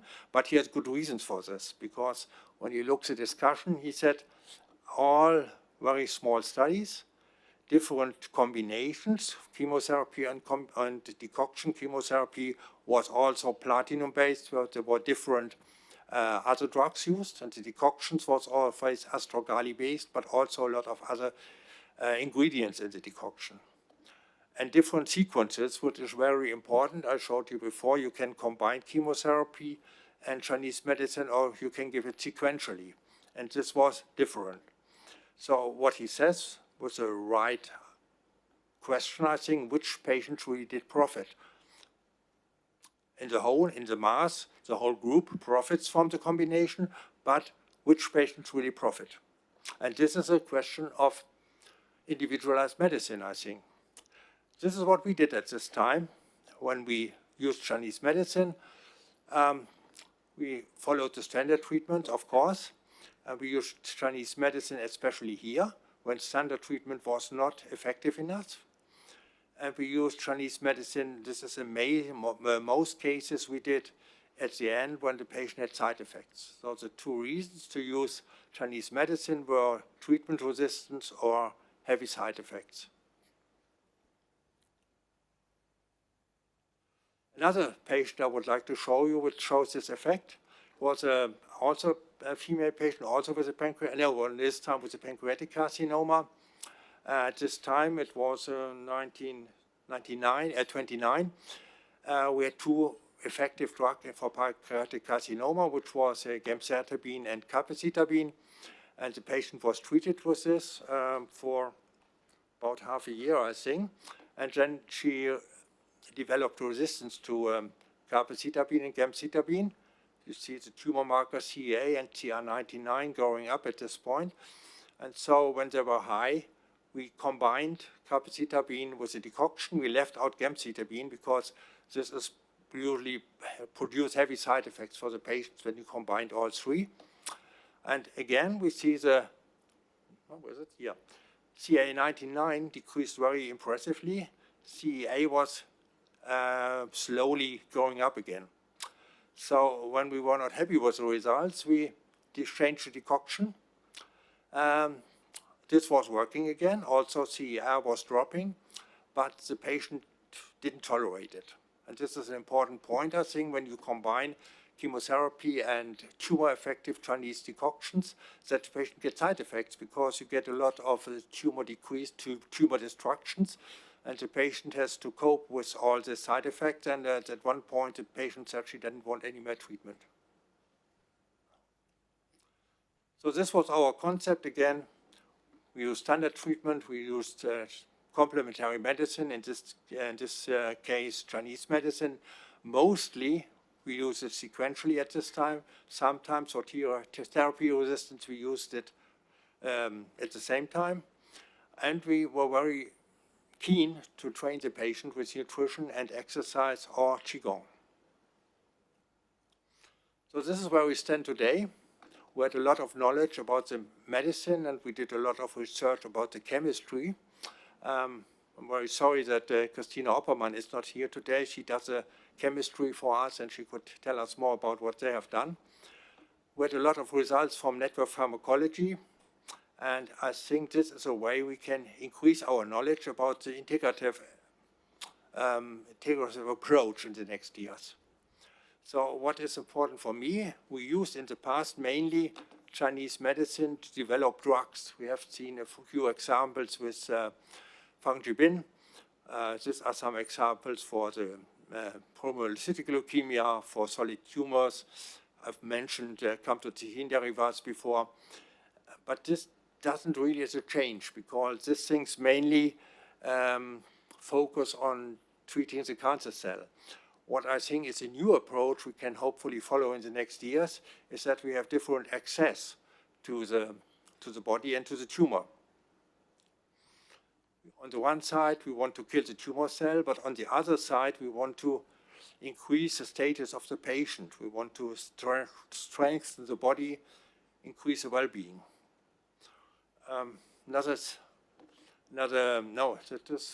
I described this patient before. I just want to mention on the last line again here that the patient with this combined treatment was very active in her life. She could do her daily duties. She lived with her husband, and they had a very good time together. And what is something we discussed on the way here and in the last days together with Hugo Borro-Escobar, especially how we can get hard results on the combined treatment and having these 2 points, treatment resistance and side effects or well-being of the patient in the same context. And I think a good example for this is ovarian cancer. because ovarian cancer is well treatable as long as it's platinum, it responds to platinum derivatives. And when the tumor becomes platinum resistant, prognosis is quite going down. So what we want to look for is decoctions which influence the platinum resistance. And there's quite some results from network pharmacology, and hope we can find some substances which are interesting. We can look for on the molecular basis which one is useful for future studies. On the same time, we want to study on this patient's side effects, and they are often very challenging side effects for the patient is polyneuropathy. So we want to look for our patients how the polyneuropathy develops under these decoctions, and we can measure even some effects on the eye. Some eye doctors have some measurements to see polyneuropathy develops in the eye, and we want to use both of these concepts to see if tumor control and control of quality of life can fit together. Thank you very much.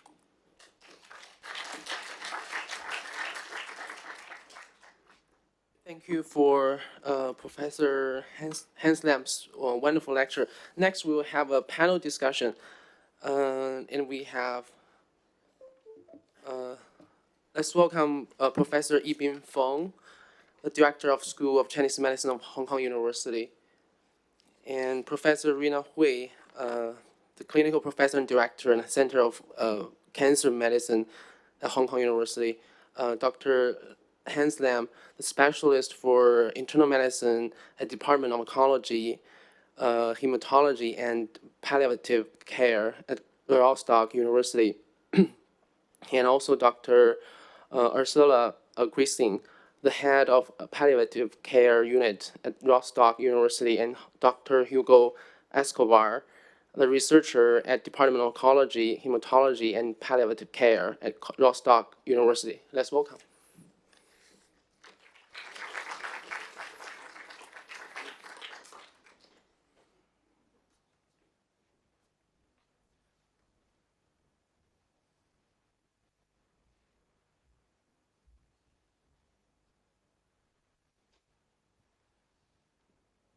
We can actually see our name on this side as well.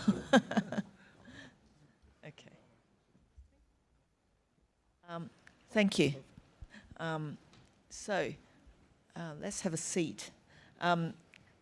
It's really wonderful to hear Dr. Lam giving us another perspective from the Western medicine side, how we actually integrate Chinese medicine and in what area. I really like your flow diagram of when you would see Chinese medicine would actually fit in the treatment for patients.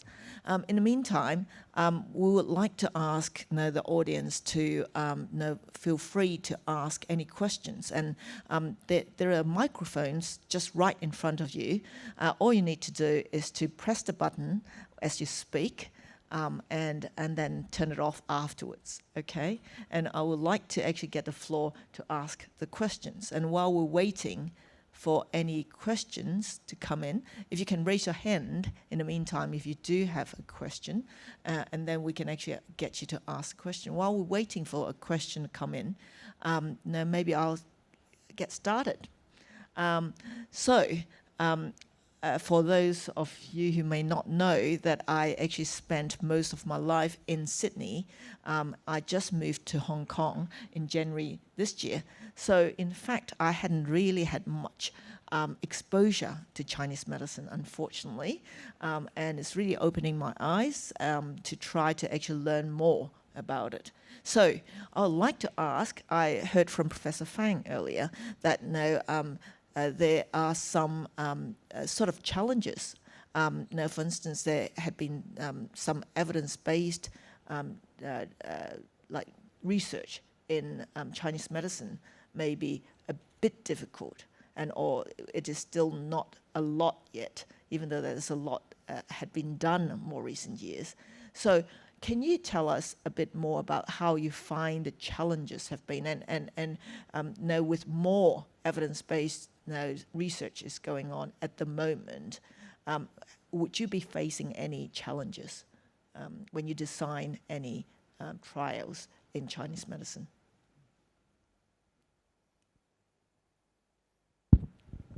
Thank you, Professor Hui. Actually, in Hong Kong, the Chinese medicine and Western medicine both are legal medical systems. But sometimes in Hong Kong, this both medical system don't cross each other until now, because independent do each own diagnosis and treatment. But for integrative medicine and evidence-based medicine, we need to work together. Because, for example, if we say integrative medicine or evidence-based medicine, we need some objective judgment about treatment outcome. But if this work in laboratory, it is okay. But in clinical setting, I think we need to work with our West doctor, just like Professor Hui and Professor Jenny. Dr. Jenny, she is an oncologist. You may know Professor Hui, Jenny. So I think in Hong Kong, I just like Dr. Lam presented here. In your clinical practice, you can look at the Western medicine treatment, and then at any time point, you can enter the Chinese medicine treatment, right? So in Germany, yes, in your clinical setting, you can do the standard Western medicine treatment, and based on this Western medicine treatment, you can decide what time point you add Chinese medicine treatment, right? Yes, it's right, but in Western medicine you have your standards. When you have to treat a patient with a special disease, in a special stage of disease, you first of all have to follow your standards, and only when you have a good reason you can go away from the standard treatment tree, as I've shown before. As long as the treatment is effective and the patient tolerates it well, you cannot use complementary medicine or even Chinese medicine. So the reason usually is that the treatment is not very effective, we have a treatment resistance, or the patient says, oh, I don't want this treatment anymore, it's too hard for me. These are the most common reasons to combine it. So I think what Dr. Lam actually mentioned as well is there always had been some speculation or some concern whether there would be any interaction between the two treatments. Are there any, you added the decoctions quite often when they're at the right time to do it. Have you gone back to have a look at whether there had been any interactions or any issue in combining the treatment? We don't have preclinical results on this. We are mainly dependent on the clinical results because usually I see the patient when he is in a very advanced stage. Usually we do the standard treatment, and as long as the treatment is successful, we don't add anything. So at the stage when we add the decoctions, as I've shown in the examples, usually there's no much basic research is done, because I think this is something for the future. It was not possible last 20, 30 years to do big studies on this because these patients are very special cases. And only today, with the development of molecular biology, where we can study single patients, I think there we will get these results. Would there be any role in adding, looking at with or without decoction with the standard of care treatment, do you think? So thanks. Yeah, I'm also running the molecular diagnostics lab in our department. So I'm molecular biologist by training, and this gives you an advantage because you're actually not the guy treating. Yeah, so you don't have to decide between Western style, Chinese style, or is there any interaction. However, when I look at the challenge question, I think that one of the major problems is the expectation that we're having.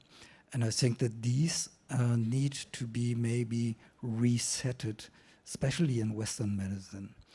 As conventionally, we are also in my lab doing NGS molecular analysis. We are going for a goal which allows you to say, it's up, it's down, it's there, it's not there. But in clinical trials, especially in the last years, the concept of evaluating and empowering quality of life of a patient, I think this is maybe the more important part. Yeah?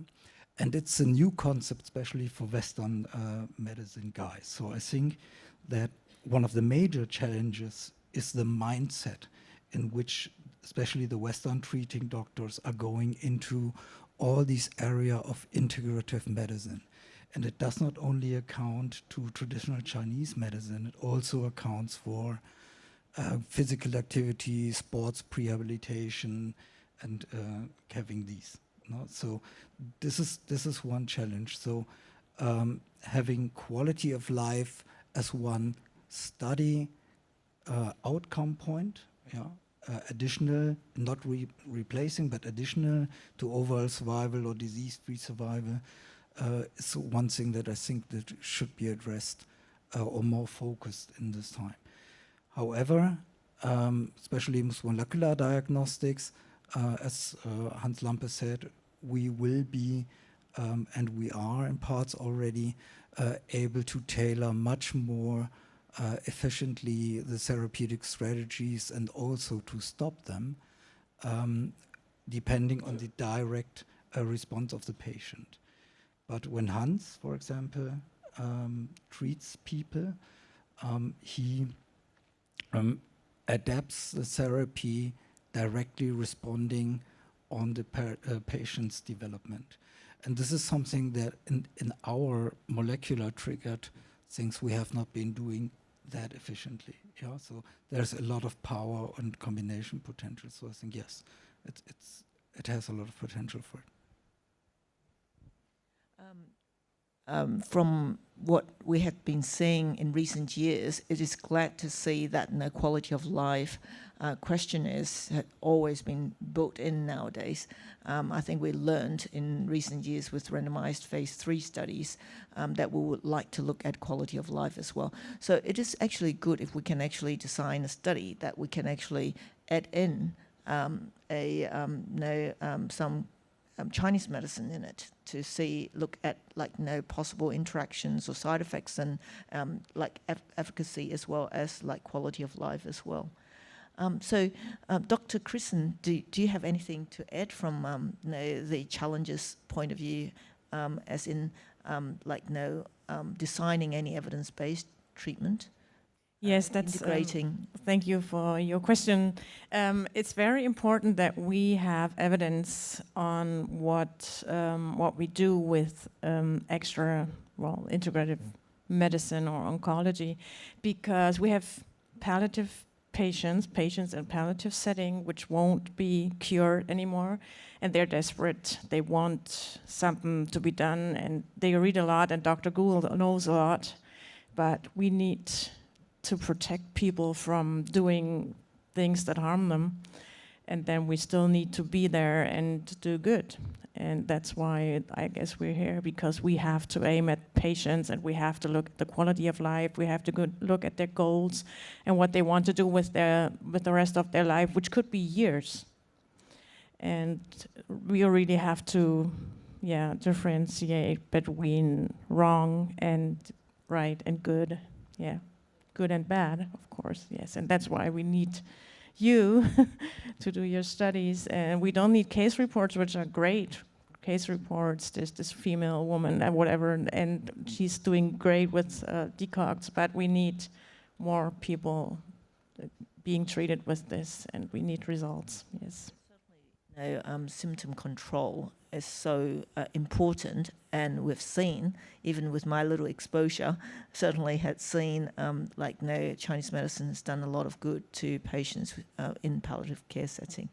Yeah. We need hands, for example, because I'm not an expert. I don't know a lot about Chinese medicine. So I need hands to come to my ward, to my unit, and to talk to people and to examine in this special way and to treat them the way he can and we can't. Now, especially with side effects from opioids. Patients certainly would have a lot of issues with constipation, and quite often actually had patients admitted to the hospital with pain crisis, and is related to many days of constipation. And we had patients admitted to the hospital, and we found it really hard to get their bowels moving, and yet like Chinese medicine's got this magic touch to it, right? So that certainly is very important how we can integrate. Do we have any questions from the floor? Yes. Sorry, I would like to ask, is there any research in brain area? I mean, something like cancer in brain, is there any research for the combined therapy? Is there any research data or evidence? Brain tumors or metastases to the brain. Yeah. Actually, I have a friend who has cancer in brain, and he want to know. He want to know is it effective for the combined therapy? I mean, something like this. So, is there any issue with blood-brain barrier, for instance, or would Chinese medicine be effective in brain tumors? Actually, for Chinese medicine, now no matter stage 1, 2, 3, 4, different stage. This is Western medicine classifications. For the breast cancer metastasis to brain, so I think this is late stage, 4th stage, right? Maybe. For Chinese medicine, we can have a prescription for this situation. Because for Chinese medicine diagnosis and treatment, we based on your symptoms. And based according to Western medicine diagnosis, and for Chinese medicine syndrome differentiation, we collect the information from your symptoms. And then we make a syndrome differentiation. Based on this syndrome differentiation, we can write a prescription for your conditions. But the challenge is, it works for your symptoms, and evidence, if we can get from your case, it is very difficult issues, because we need to, from the basic research, some Chinese herbal medicine have such effects to anti-metastasis,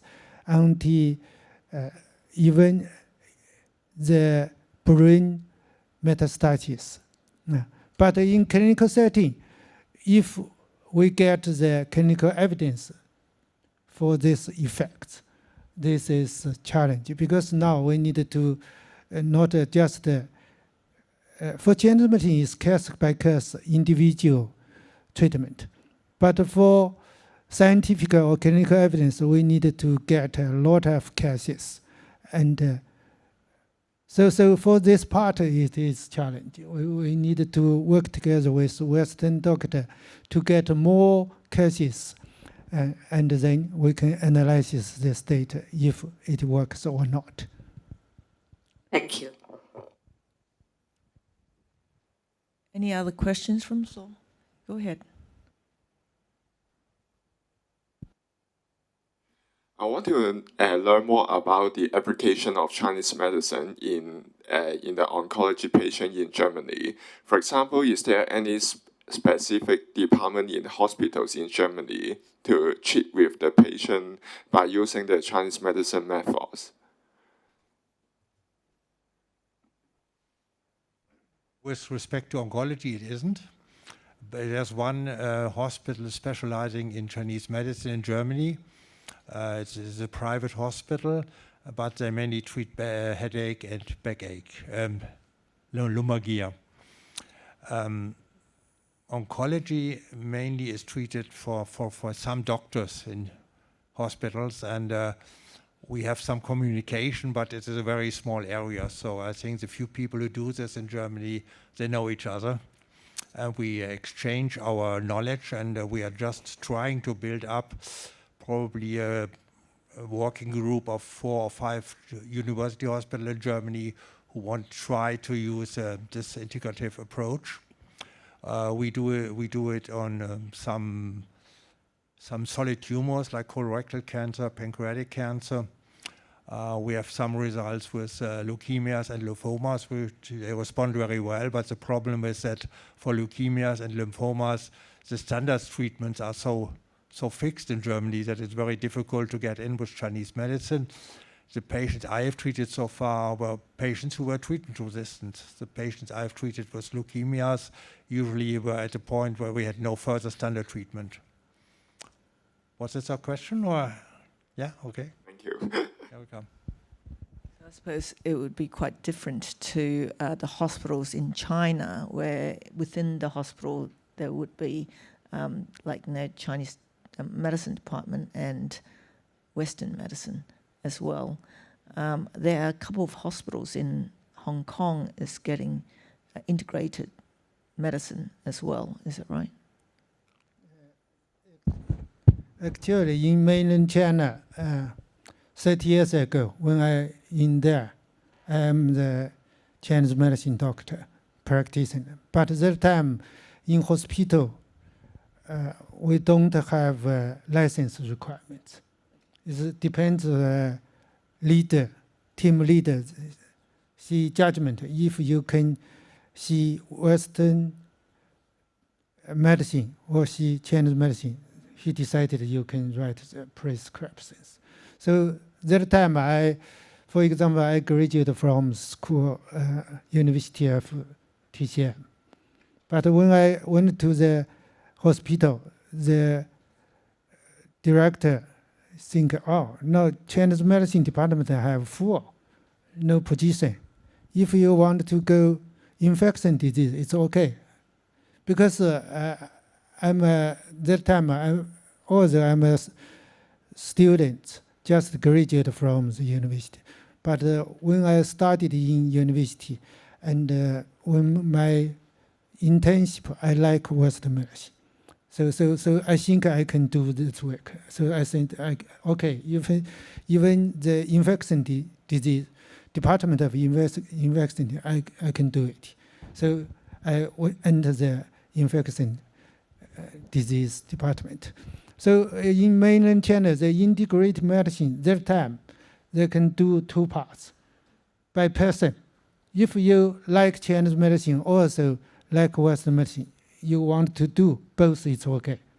Or you can work, if you just pure Chinese medicine practitioner, you can't understand Western medicine. But for some disease, they need integrative medicine treatment. So you can work with the Western doctors. Are there any evidence-based studies to actually look at whether there have been any interaction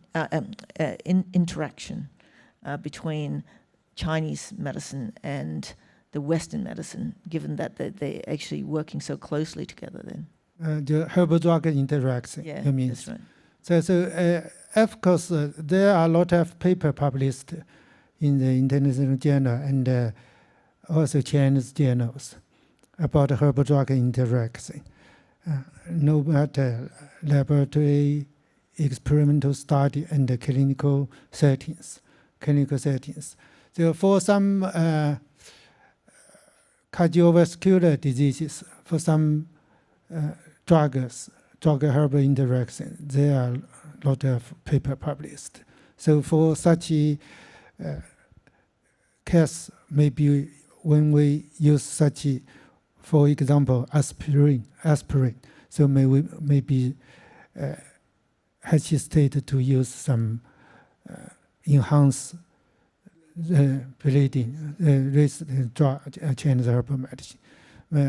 Other various herbal drug interactions also have a lot of, maybe we needed to focus on the disease areas to check it. But in Hong Kong, I think because in China we can do integrative medicine by two approaches. One is by doctor themselves, they do both, or collaborate with Western doctor and the Chinese medicine practitioners. But in Hong Kong now, no such approaches.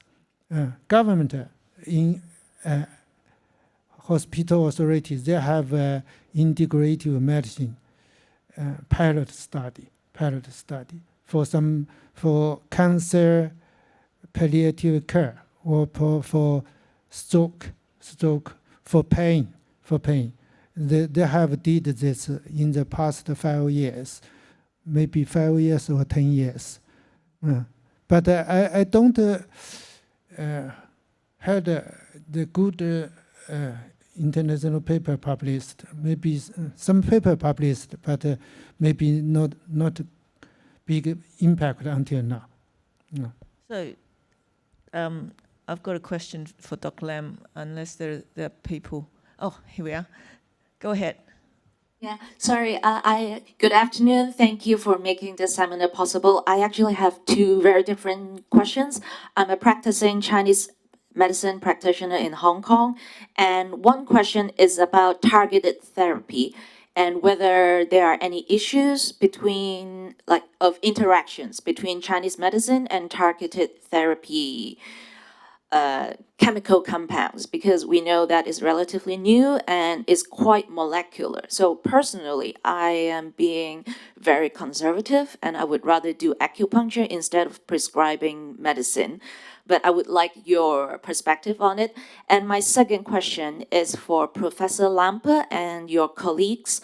You mentioned in your presentation that the importance of well-being, of exercise, qigong, of overall mental health and well-being being so important. And I'm curious about what you are doing over in Germany. If there are courses that patients can sign up to, for example, Tai Chi courses, or if there's anything going on there. Thank you very much.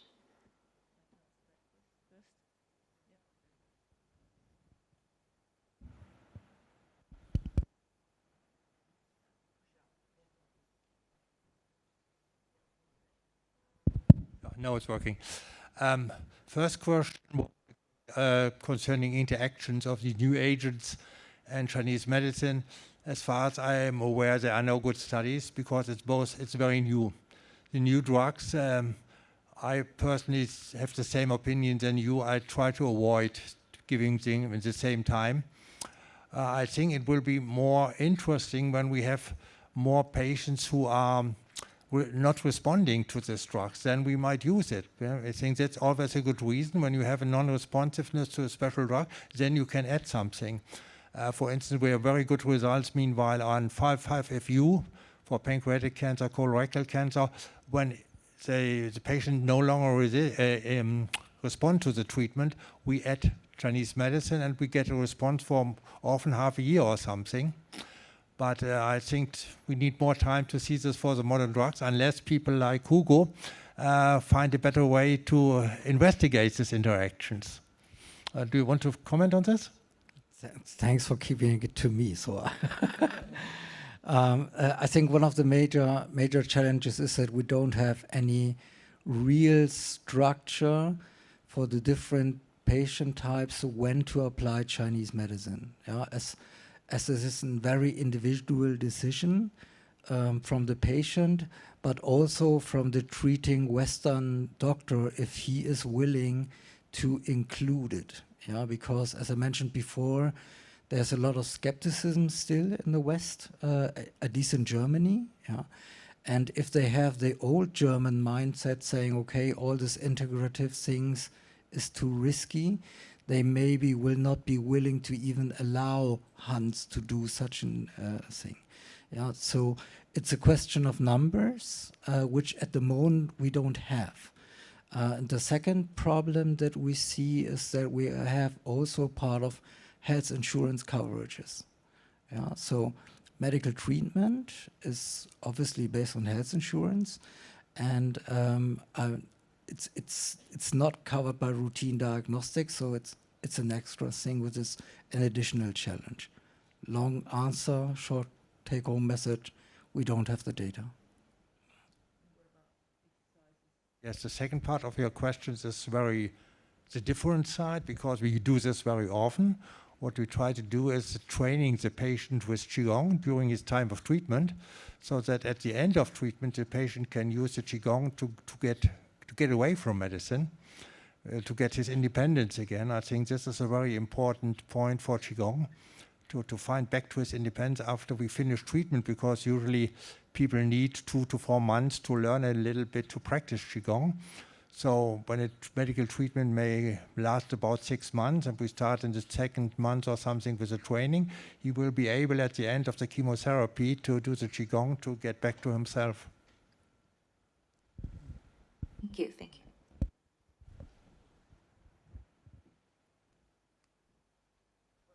We have known for many years, decades, that a better performance status, patients would do better. They have more options of treatment, they feel better, having better quality of life. And I think it's great to actually have physical exercises of whatever type, including Qigong as well, yeah. So I think we have run over time, and it's great that we have a lot of enthusiasm in this seminar. And we know I really enjoyed the 2 seminars, and I hope you enjoyed it as much as I did. Would you like to put your hands together? And we thank the 2 speakers and the panelists. Thank you very much.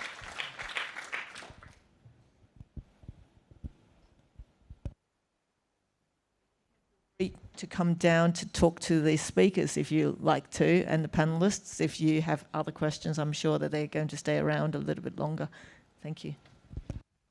Much for Professor Hui to chair these sessions, these seminars. Thank you very much. Thank you for the